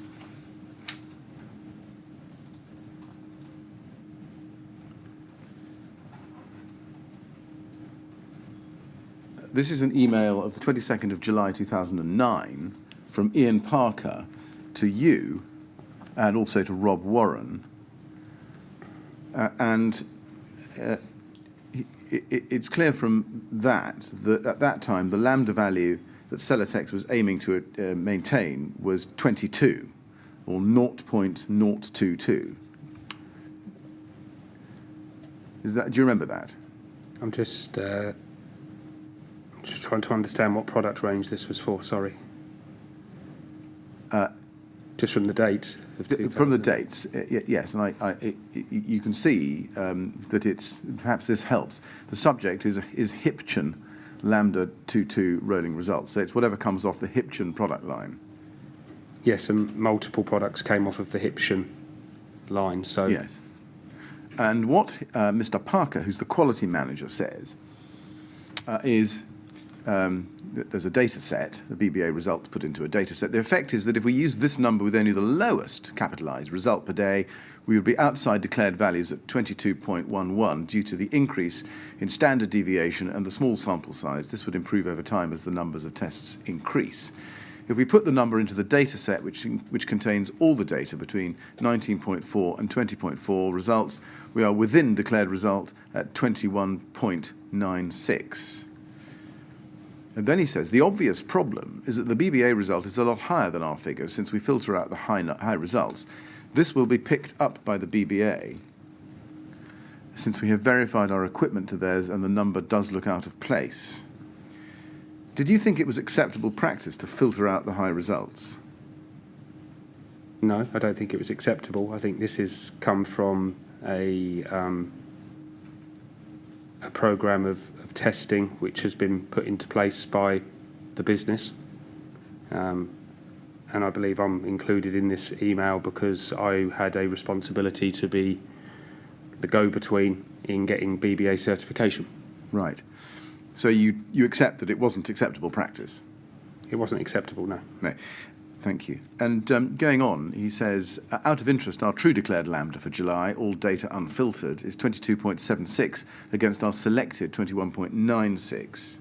So you could see from that there was a method or means by which you could select 21.96 and be within 22, whereas if you looked at all the figures and gave you the true declared lambda, that would take you above 22. Is that essentially what he's saying? That is what he's saying. There was a, as I say, a process for testing which was put into the business, which used a selective data process. You say that it was a process for testing put into the business. Did you have any role in putting that process into the business? No. Do you know who did? The only recollection I have is that this was discussed at a, I believe what would have been called a PLCP meeting. Yes. I know that Lambda was discussed there, and I know I used to go to that meeting, but so did all of the majority of the directors of the board. Are you telling us that this methodology for data selection was already in place at the time you joined Celotex, so far as you recall? I don't know. You don't know. All right, let's go to CEL 3010272, please. This is a technical report from Ian Parker, who's the person who sent that email, of the 9th of December 2012, and it's circulated to RP, JA, CK, PE, JM, and RW. I take it that PE is you, Yes. and that CK is Chris King, Yes. and RW is Rob Warren. Yes. Do you know who RP, JA, and JM are? JM would be Joe Mahoney. Right. RP would be Richard Pemberton. Right. And JA would be John Arnold. John Arnold. And in the first paragraph, it says, following the decision to pursue Lambda 22 on the Hipchen, the following is a summary of the current and proposed process for the collection of thermal sample result against which external auditors will audit. And then he sets out the current process. And if you look at item 4, any thermal falling outside the selection bands of 19.4 to 20.4 to give a declared lambda 22 have a checkbox unticked so that the result is not displayed on a separate record sheet within the same database, i.e. an auditor will only see the thermals in the selection band. So that was the current process. So it looks from that, is this right, that the process as set up meant that a number of statistics would fall outside what an auditor would see, so that you could say that the auditor would, on the statistics that they saw, get to a declared value of 22. That appears to be the process that the quality team were undertaking, yes. Right. Issue with process, he goes on, which could be identified by an auditor if they follow the process trail, is selected data is contained within the same database as all the data, so there's a potential for an auditor to pick up all the data due to human error. And by human error, he means accidentally stumbling across all the data, presumably.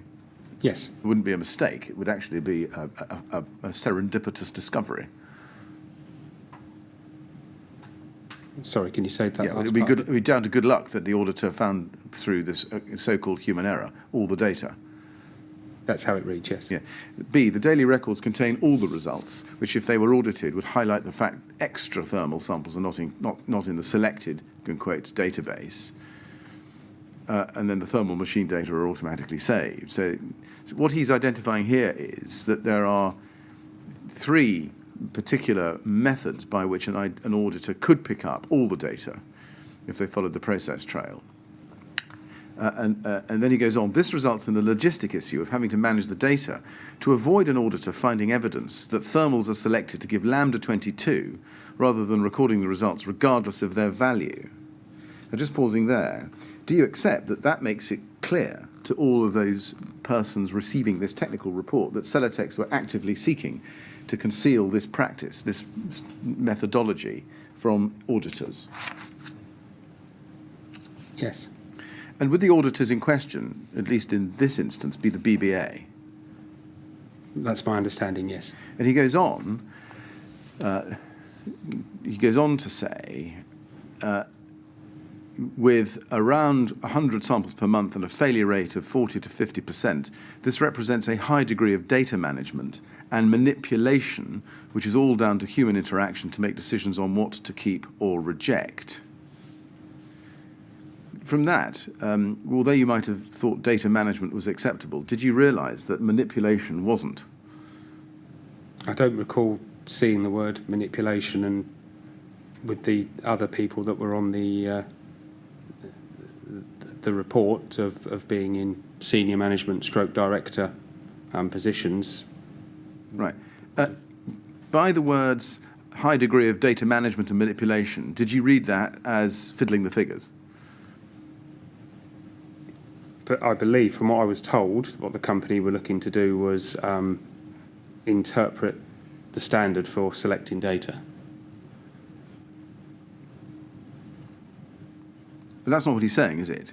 He's saying that with around 100 samples a month and a failure rate of 40 to 50%, there's a high degree of data management and manipulation. Yes, that is what he's saying. Yeah. And I'm asking you whether you understood the high degree of data management and manipulation to be really a dressed-up way of saying fiddling the numbers, or manipulating the figures, but put it slightly more delicately, if you like. Yes, manipulating the numbers is what you could say. And then he gives option 1, retains all thermal data but offers the highest opportunity for human error in the process, resulting in auditor queries, and he explains those particular elements of that option. And then if you go over the page, option 2 retains only thermal data within the selection range. And summary option 2, data management is far less intensive, but the ability to review all Hipchen thermal data is lost without having to refer to thermal machine data file, which would be labour-intensive process to extract and compile. And then he's got a summary, and he says, Hipchen Lambda 22 by statistical method is data-intensive under either option, relying on those testing and data input to make the right decision, and human error over 100 samples per month will occur at some stage. From a data management / risk perspective, option 2 would be the preferred method, but the negative side is loss of thermal data from the database for analysis. This would be my preferred option. Ongoing, there needs to be process in achieving a declared Lambda 22 via process / chemical improvements, and not the statistical method, which does not represent the actual population of the true Lambda of the product being produced. Now, before I come back to that text, can I take you to your statement at page 3, your second statement, CEL 3012233 at page 3. At paragraph 14 there, in the last sentence, you say, it appeared that the process for calculating lambda was perhaps open to interpretation, and the operations / QC department had decided that if a minimum of 1 thermal result was selected per day, then that fell within the rules of the standard. Now, when you say perhaps open to interpretation, in fact, that's just a delicate way of avoiding the problem, isn't it? It wasn't open to interpretation at all. This was about how to go about massaging the figures. From what I have seen more recently when reviewing documents, and at my time at Celotex, where this wasn't really something that I got too involved in,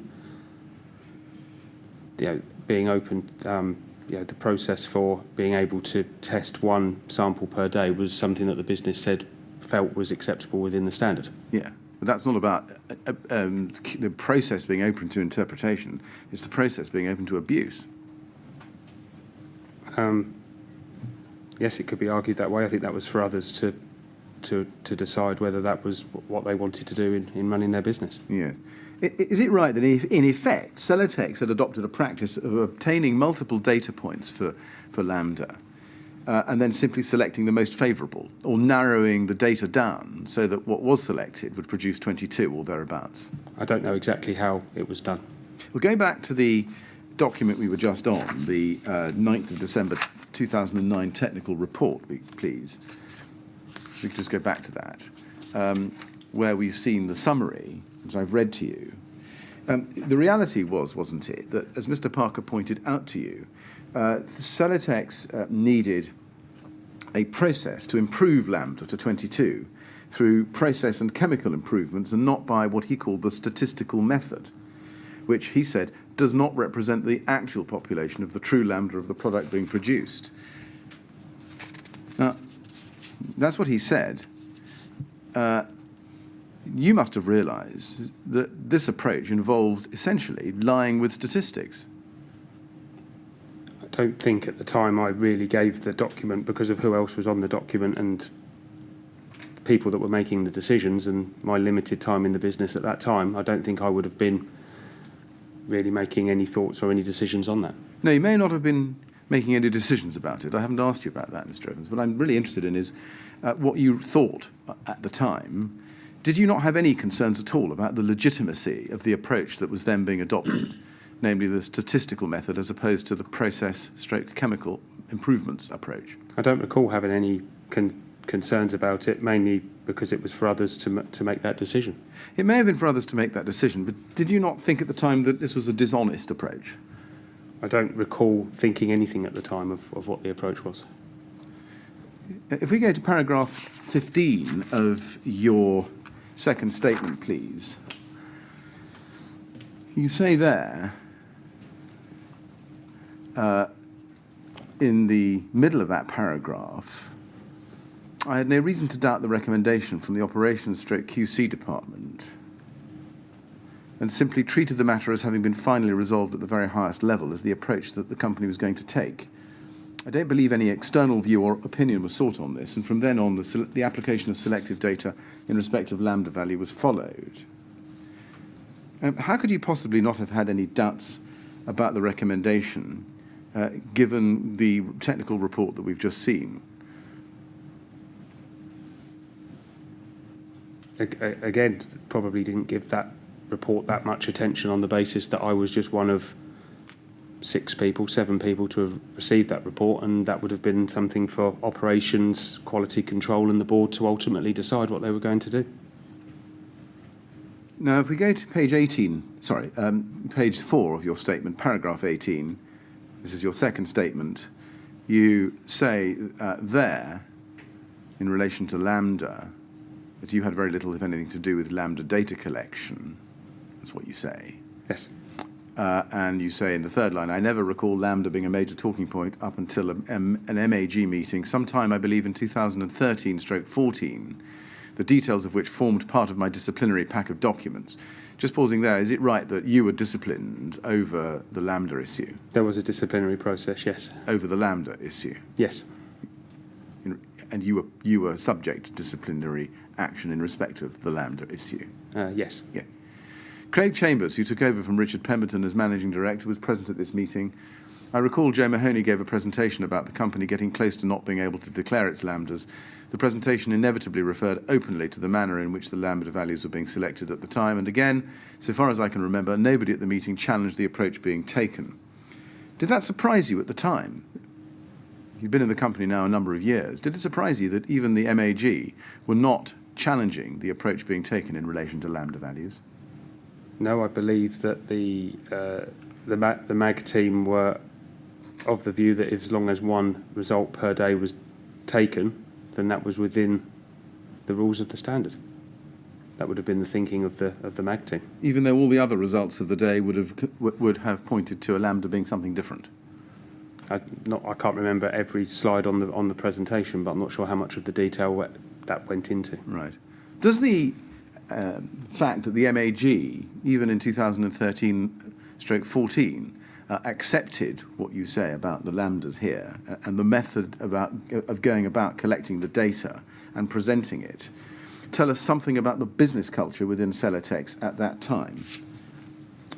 At what time, sorry? 2013, 2014. Yes, I think so, and I think it says something about the culture earlier as well. Yes. And did that... Well, you tell me in your words, what does it tell us about the culture of within Celotex at that time? I think the culture that was established for a business that had a number one strategy of exit made its way into post-exit culture of the business. The culture didn't change. And the culture was a culture of what? Fast-paced, quick decisions.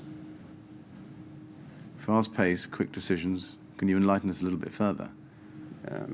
The business just worked incredibly quickly, and I don't think had a culture of challenging.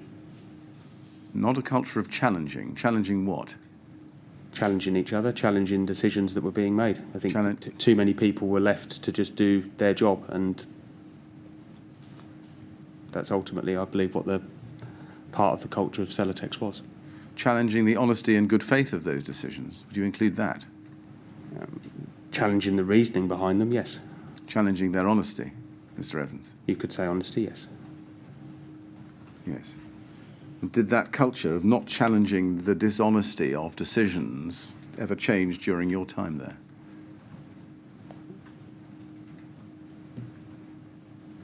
I would like to think that there were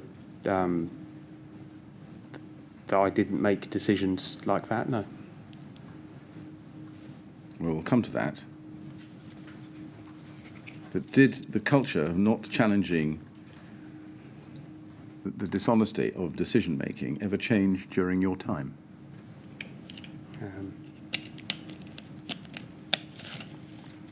Not as much as it should have done.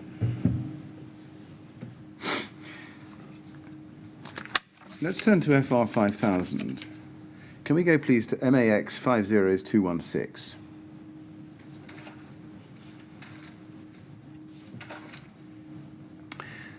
Now, this is the data sheet for FR 5000 issued as issue number 2 in January 2012, Mr. Evans. Are you familiar with this document? Yes, I've seen this document. Now, FR 5000 is a PIR board, isn't it? Yes. And did you understand at the time that that meant that it was not a product of limited combustibility?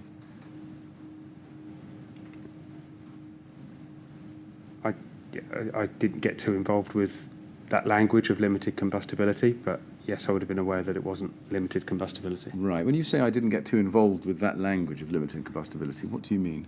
That language typically wasn't used to discuss or to describe PIR insulation in the language of the business. No, I understand that. And is that because everybody understood, yourself included, that because FR 5000 was a PIR, a polyisocyanurate product, it was not a product of limited combustibility? I'm not sure I would have ever considered those terms limited combustibility. Right.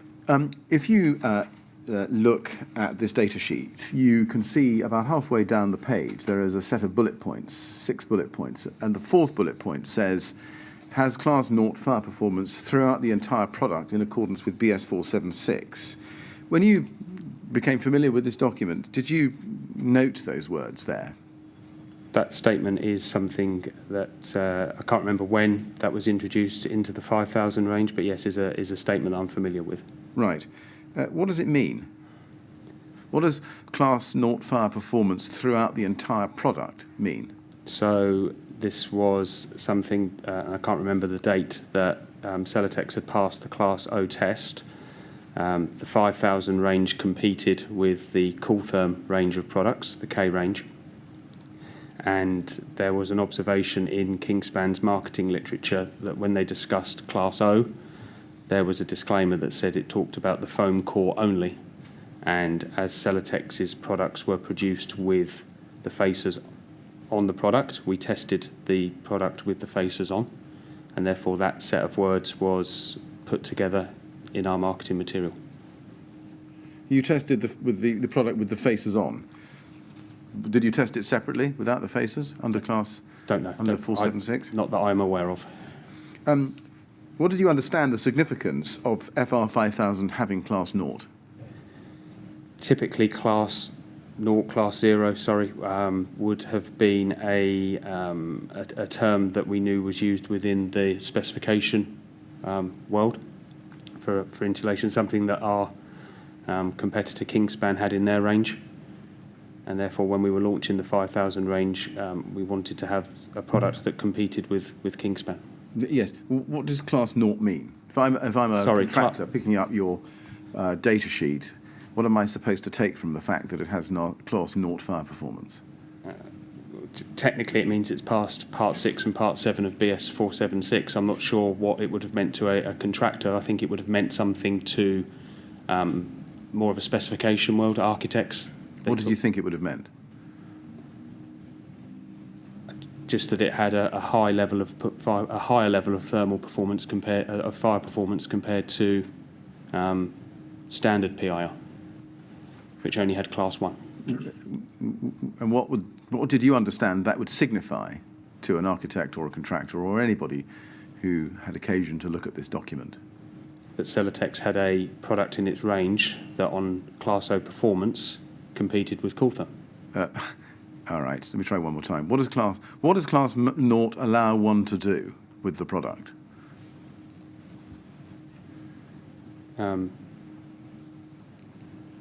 It didn't allow them to do anything particularly with the product. It was a feature of the product. Right. It's right, isn't it, that FR 5000 was then later rebranded in 2014 to RS 5000? Yes, when we launched the RS 5000 product, we used the FR board as its to launch. Well, you used the FR board as the launch, but in fact, RS5000 was the same product Yes. as FR5000. It just had a new name. Yes. Yes. In relation to the manufacturing process for both FR5000 and RS5000, were you aware that they were manufactured on two production lines? Yes. One was called Hipchin, and the other was called Henneke. Yes. Is that right? Now, were those names given to them by the manufacturer of the machinery? The Henneke, I believe so. The Hipschen, I believe, was named after the person that invented the type of technology of a free-rise machine, which essentially was what the Hipschen machine was. Right. And what did you understand the difference between these two lines to be? One was a free-rise technology, where once the chemical was poured, it rose to a predetermined thickness, and on Henneke it was what was called fixed rise, or restrained rise would have been the language that Celotex used, which essentially was it poured into a mould or a box within the machine that essentially was set at a particular thickness. And which line was used for producing 100 millimetre FR? I believe the majority of the time it would have been the Henneke line. Right, the fixed riser. Yes, the fixed rise, yes. Right. And if one wanted Celotex in measurements of 150 or 160 millimetres of depth, which line would it come off? Henneke. Right.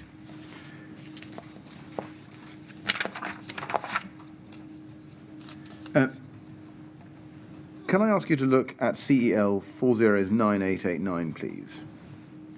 This is a change note in Celotex's database raised on the 29th of August 2012. Let's just look at it together. In the left-hand box, the change detail is change the formulation for Hipchin produced FR5000 and CG5000 to replace BASF Elastopir 1039501 with Elastopir 1039503. And the change to the formulation provides about £20,000 saving per year based on 2012 forecast. This has been built into BP 2013. BP, just help me, is that budget projection? Business plan, I would Business say. plan. DL 12072 reported no adverse effect on board performance or overall yield.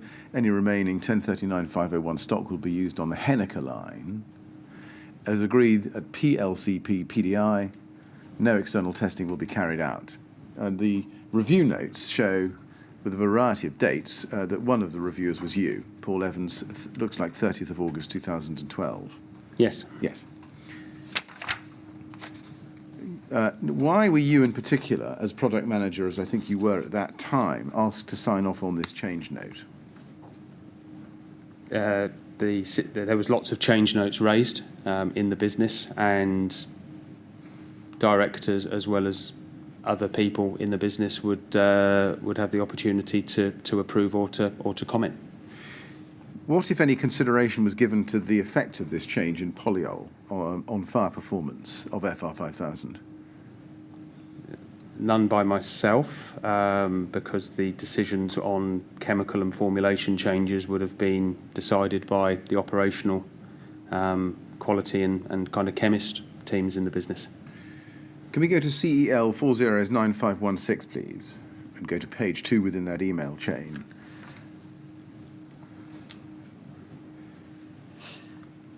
And this is an email chain in early September 2012. And if you go to page 2, as we're on there at the moment, and look at the top, this is an email of the 10th of September 2012 from Jodie Hammond, who was a plant chemist, to Ian Parker and Joe Mahoney, copied to you.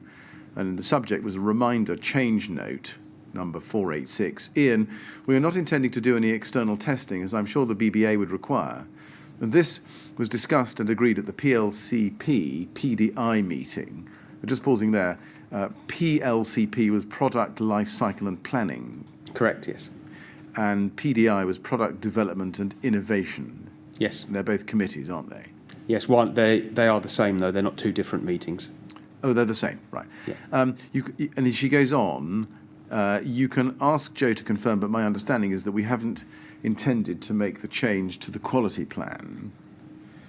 Do you know why Celotex was not intending to do any external testing of FR5000 as a result of the change in polyol ingredient? I don't know why, no. Were you involved in any discussion on that issue? Not that I can recall. Did you support the decision to undertake no external testing?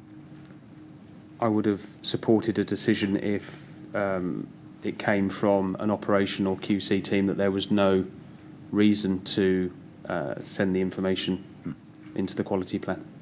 If we go up a page, please, in the email run, we can see an email from Ian Parker, and he's the same Ian Parker that we saw on the question of lambdas even as early as 2009. And he sent an email the same day, 10th of September, to Jodie Hammond and the other recipients of her email. Joe did discuss with me, I was unaware of the PLCP decision, and then he says, you just need to beware that there is a possibility the BBA could pick this up when they audit incoming chemical receipts, and they did specifically inform us that any new chemicals should be highlighted to them following prior audits when they found we had made a number of chemical changes and not told them about it. And Jodie Hammond's response to that is, perhaps it's my misunderstanding, so I'll double check with Joe. But just looking at what Ian Parker said about not telling the BBA about chemical changes, is that correct? That when they'd done prior audits, they discovered that there were chemical changes which had not been communicated to the BBA? I don't know the detail behind the previous audits. No, you don't know the detail. Do you know generally that the BBA had not been told about chemical changes in relation to FR5000? I know that on occasions, not all changes to the chemical formulations or chemicals we were using in the products would be communicated to the BBA, and the operations and quality team would have their reasons for not doing that. And what were those reasons? From memory, it would be that they didn't feel that the chemical would have any material difference, and that the changes being made into the quality plan may take longer to implement and be approved than the business could allow before we needed to use those chemicals. Right. Why was it for the operations and quality team to decide for themselves what they should tell the BBA and what they shouldn't tell the BBA, rather than simply giving the material to the BBA and letting the BBA make what it could of it? I don't know. Is the answer, as you've just given us, speed and a need to get sales done? Certainly speed, and a desire to want to make changes when changes could be made rather than relying on others. So is this again an example of Celotex's culture of withholding potentially material technical data from auditors? Yes. Thank you. Now let's move to FR's 5000 BS 476 test. We've touched on this a moment ago. Let's just go back to that topic. Do you remember that FR 5000 was tested to BS 476 Part 6 and Part 7 in November 2011? Do you remember that? Don't remember 2011, but I remember the product. I remember it being tested. Right. Was it tested on both lines? In other words, was the test done in relation to the material coming off both Hipchen and Henniker? My understanding when we did Class O testing was that we tested the material from both lines.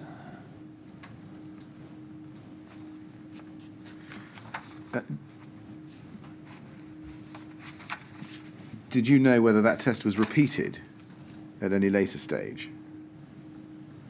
I don't recall.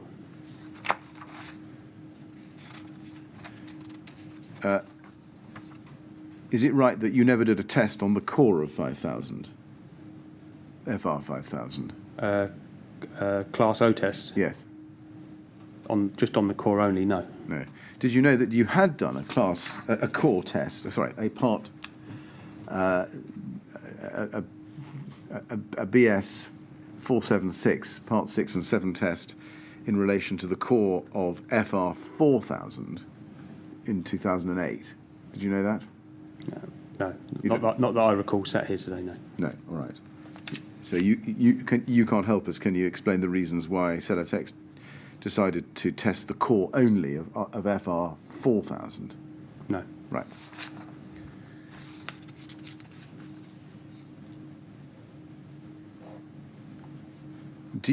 Do you know why FR 5000 was class 0 throughout the entire product as described, if the core itself had not been tested? From memory, the decision or the thinking behind that was that we had tested the product as it was supplied into the market with the phasers on, and that's where that wording came from. Yes, I see. Was any consideration given to retesting the FR 5000 product under BS 4766 and 7 so as to achieve a Class 0 classification after the polyol change in 2012 on the Hipchen line that we've just been discussing? I don't know. You don't know whether it was or it wasn't, or? I don't know whether it was decided not to. Right. Do you know for a fact that it wasn't? I don't know for a fact, no. Right. Now, I want to turn to a different topic, which is above 18 metres, and look at the position in 2012. And we picked the story up in December 2012 at CEL 402544. This is a note of a meeting in manuscript of the 15th of December 2012 with Tony Baker of the BRE. As we understand it, this is a manuscript note taken by you of that meeting. Is that right? Yes. The meeting is, as you see, the 15th of December. Do you have any independent recollection of that meeting, or is your recollection? No, I don't know whether that was a meeting or a phone call. Ah, okay. Do you have any independent recollection of the meeting or phone call, which is gives us any more insight than this document? No. Do you remember whether you were seeking advice from Tony Baker at the BRE about how a successful test could be undertaken in relation to FR 5000 so as to allow you to enter the above 18 metre market? I believe there was an action assigned to me at a PLCP meeting to look at the requirements of testing for above 18 metre applications. Right. And you say so, in fact, at paragraph 50 of your statement on page 14. If we just pin that down, page 14, paragraph 50, you will see there that you say, I believe I arranged to speak with Mr. Baker to complete the action given to me on the 17th of October 2012 PDI action list. We can go back earlier in your statement to see that. But is that the basis on which, or the reason for which, you arranged to speak to Mr. Baker? I believe so, yes. Right. And the reason was this right, to work out from him what would be needed in order to get FR 5000 successfully passed a BS 8414 test? I think it was more just to generally spec out the requirements rather than at that time thinking about whether we were going to test or not. Okay. Let's go back to the note, CEL 402544, please, and I'd like to look at the right-hand side of that note, about halfway down. There's a little set of words on the right-hand side that says rain screen systems, aluminium, and then there's something crossed out.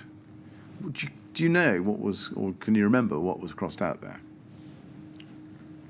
I don't know totally, no. You don't know totally? Do you know at all? It looks like it could say faces. Right. Okay. Did Tony Baker tell you, do you remember, that aluminium was a particularly common cladding material? I wouldn't recall, sorry.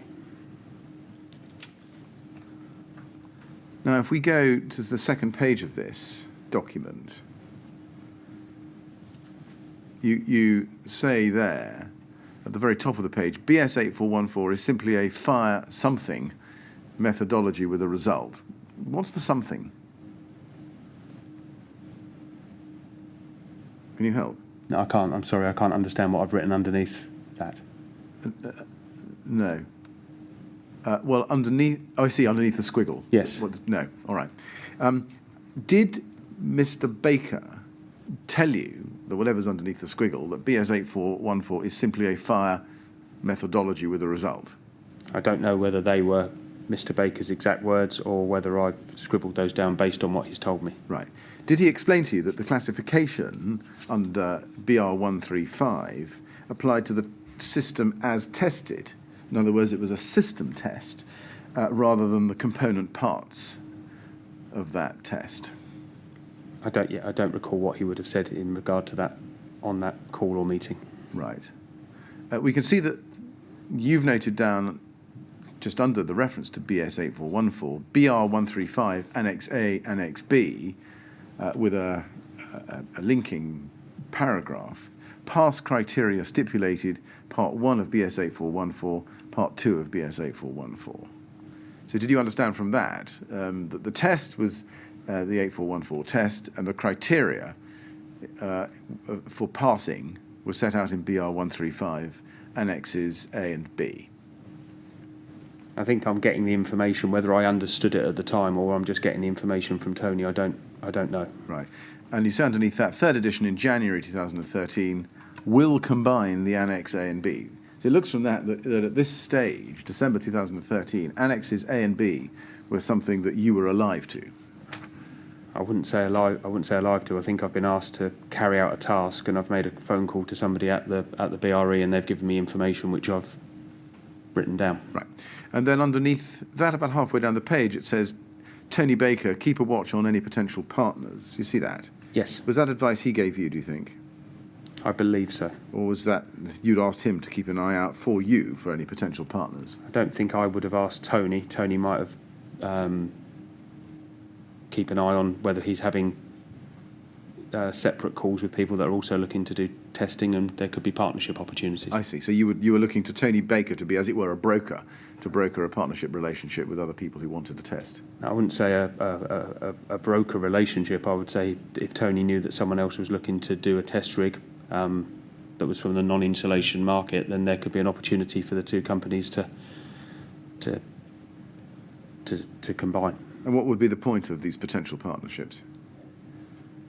There would have been a cost-sharing opportunity on the testing.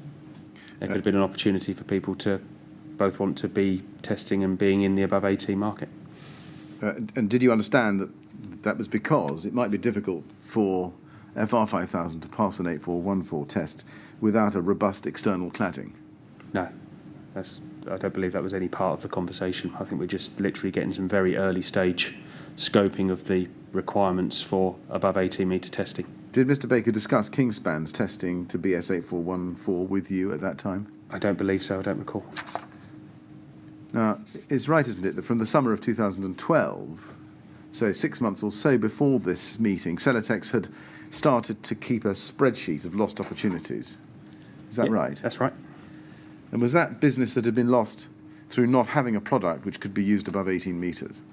It was, yes, it was a spreadsheet where our sales managers would make the business aware of projects which K15 had been used on that Celotex couldn't be used because we didn't have a solution above 18 metres.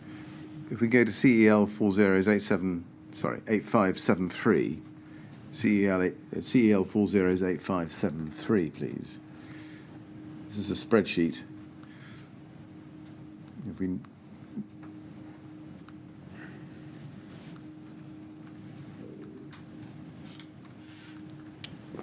need the offline version of this document, I think.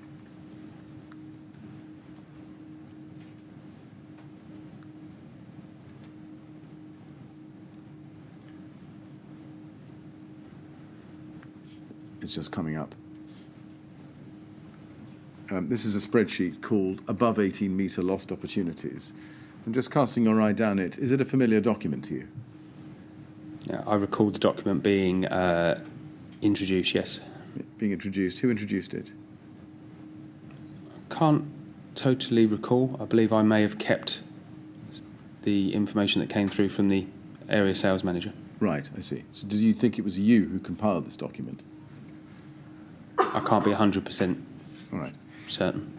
And it's dated, although I think we can't see it on here. We can date this, I think, to August 2012. Looking at it, you can see, I think, that the volume of lost orders that's recorded is 70,840. Yes. And that's square feet, is it, or square metres? Square metres. Square metres. Did that confirm your view that the development of a product suitable for use above 18 metres would have been a significant business opportunity for Celotex? I think it showed it was an opportunity. I don't know whether I'd have said it was significant at that point. And looking at the document, you can see, I think, various dates running from August 12 to January 13.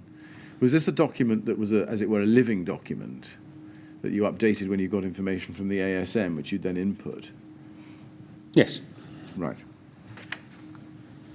So by January 13, it was clear to you that 70,840 square metres of business had been lost between August 12 and January 13, a matter of some 5 months or so only, as a result of not having a product which could be deployed in the above 18 metre market. I wouldn't say it was lost business. I would say it was giving an idea of the different types of projects and their volumes, and that totaled that number. All right, ungained business then, if you like. Business that you didn't win because you didn't have... Business that we weren't able to supply a product for, yes. Yeah. Can I then turn to another topic, which is your knowledge of approved document B, and specifically BS 8414. Can we then go to CEL 402894? Now, this is a document dated the 17th of October 2012, and I think I'm right in saying that it's the document that led to you going to meet Tony Baker at the BRE in mid-December, or talking to Tony Baker in mid-December. Yes. It's an action list follow-up from a PDI action list, is what it is, dated the 17th of October 2012, and the location is the Bretton House boardroom. Does that tell us that this was a PDI meeting? Yes. On that date? And if you look at, is it right that the PDI later became the SPIN committee? Yes. Could you just tell us, what does SPIN stand for? It stood for Service and Product Innovation. And what's the second N?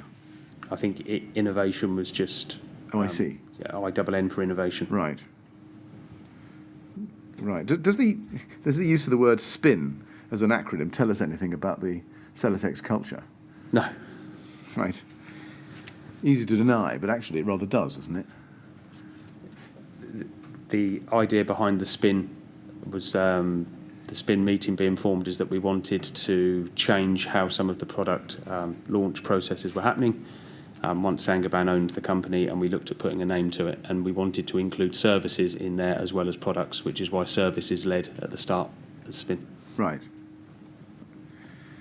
Item 11 is spec requirements for above 18 metre fire test. And we can see from the column towards the right-hand side, RESP, Yep.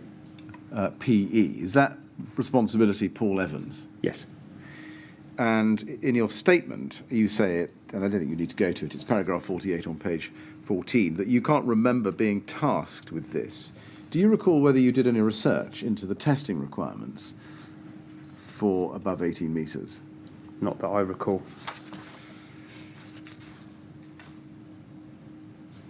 I wonder whether we can date your familiarity with some of the statutory requirements or guidance requirements. Can we go to CEL 402879? And this is an email from July 2011 from Rob Warren, 6th of July 2011, and you're copied in on this, and the subject is 18.5 metre building. Approved document B, volume 2, buildings other than dwellings. And then Rob Warren sets out what in fact was section 12.7 of approved document B. Well, I don't think he says so. Insulation materials. In a building with a story 18 metres or more above ground level, any insulation product, filler material, not including gaskets, sealants or similar, etc., used in the external wall construction should be of limited combustibility, see Appendix A. Materials of limited combustibility are defined in Table A7. First bullet point, non-combustible material listed in table A6. Second bullet point, density more than 300 kilograms per cubic metre. Third bullet point, non-combustible core with 0.5 millimetre thick facings.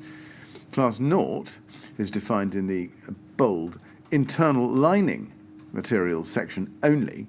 So the fact that FR gets class 0 is not relevant when used in an internal wall system, I think he means external wall system, above 18 metres, where it must be of limited combustibility as defined in table A7.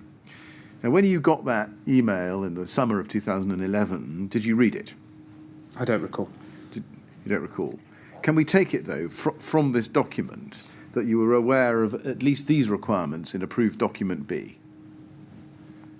No, I think Rob has copied me into an email there, but I wouldn't. If I did read the email, I'm not sure the detail would have been something that would have stayed with me. He obviously thought that it was important for you to understand this technical detail. Presumably you understood that that is what he wanted you to do, to read it and understand it, yes? By sending it to me, yes. Yes. And therefore, given that that is what you understood him to want, did you take steps to read it and try and digest what it was saying? I don't recall whether I read it or not. Do you remember at least this much, being aware that there was a distinction between class 0 on the one hand and the concept of limited combustibility on the other? I don't believe it's from this email, but I was aware that there was no link between class O of an insulation product and its suitability to be used as an insulation product in buildings above 18 metres. Yes, right. And was that something you were always aware of at Celotex, or was only aware of from 2011 onwards, having got this email from Rob I Warren? wouldn't be able to say from when. Right. Given that knowledge, do you know why Celotex prominently advertised the fact that FR 5000 and subsequently RS 5000 achieved class 0? As a to make sure to compete with Kingspan. Well, I understand commercially why we want to have those words in a document that said that, but in technical terms, for technical reasons, did you ever understand why it was that Celotex would prominently advertise the fact that RS 5000, where FR 5000 had class 0, in circumstances where class 0 had got nothing to do with the use of insulation above 18 metres? Not the technical reasons, no. Right. So do we take it from that your understanding only went marketing deep, if I can put it that way? I think it went more than marketing deep insofar as understanding the background, but my recollection is that we didn't have that that technical deep discussion. And then Mr. Warren goes on in the next paragraph. He says, however, ... if I was arguing this case, I would say that the clue is in a building with a story 18 metres or more above ground level. To me, that means that the story itself must be 18 metres above, not the actual height of the building. Approved document B is, after all, designed to protect people who may need to escape in the event of a fire, and there will be nobody above 18 metres. Were you aware of Celotex ever giving advice that FR 5000 could safely be and compliantly be used over 18 metres, based on that argument? Not that I'm aware of, no. My understanding was that if we had a project above 18 metres, the answer was always it can't be used. Yes.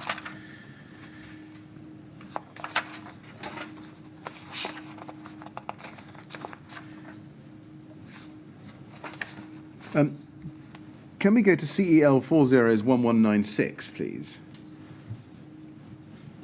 And in showing you this document, we go forward in time to November 2013. We may go backwards in time as well, but I just want to look at this document before the break. This is a presentation entitled Above 18 Metre Update, and it dates from the 4th of November 2013. And we believe that it relates to a meeting that was held on that day with, among other people, Mr. Jonathan Roper. Yes. Do you recall? Yes. I believe this is from seeing the documents I've reviewed, I believe this is the presentation that was given to a group of people in Celotex by John Roper. On that day? I believe so. Yes. If we go to page 2, this is an extract of paragraph 12.5 of ADB. Now, can we take it that at least by this date, you were aware that this set out that an external wall should meet one of two routes in order to comply with approved document B? Either that the insulation should be of limited combustibility, or it should have passed a BS 8414 test and thereby satisfied the criteria in BR 135. Yes, I knew that for a Celotex to be in the above 18 metre market, it needed to have gone through the BS 8414 test. Yeah, thank you, yes. Mr. Chairman, it's a minute or two shy of 1 o'clock, but Well, never mind. that's a convenient moment. I think it is, yes. Mr. Evans, we're going to have a break now so we can all get some lunch. Okay. We'll come back at 2 o'clock, please. And I have to ask you on this occasion, and no doubt others as you leave the room, please don't talk to anyone about your evidence or anything relating to it while you're out of the room. Okay. All right? Thanks so much. Thank I'd you. like to go to the usher, please.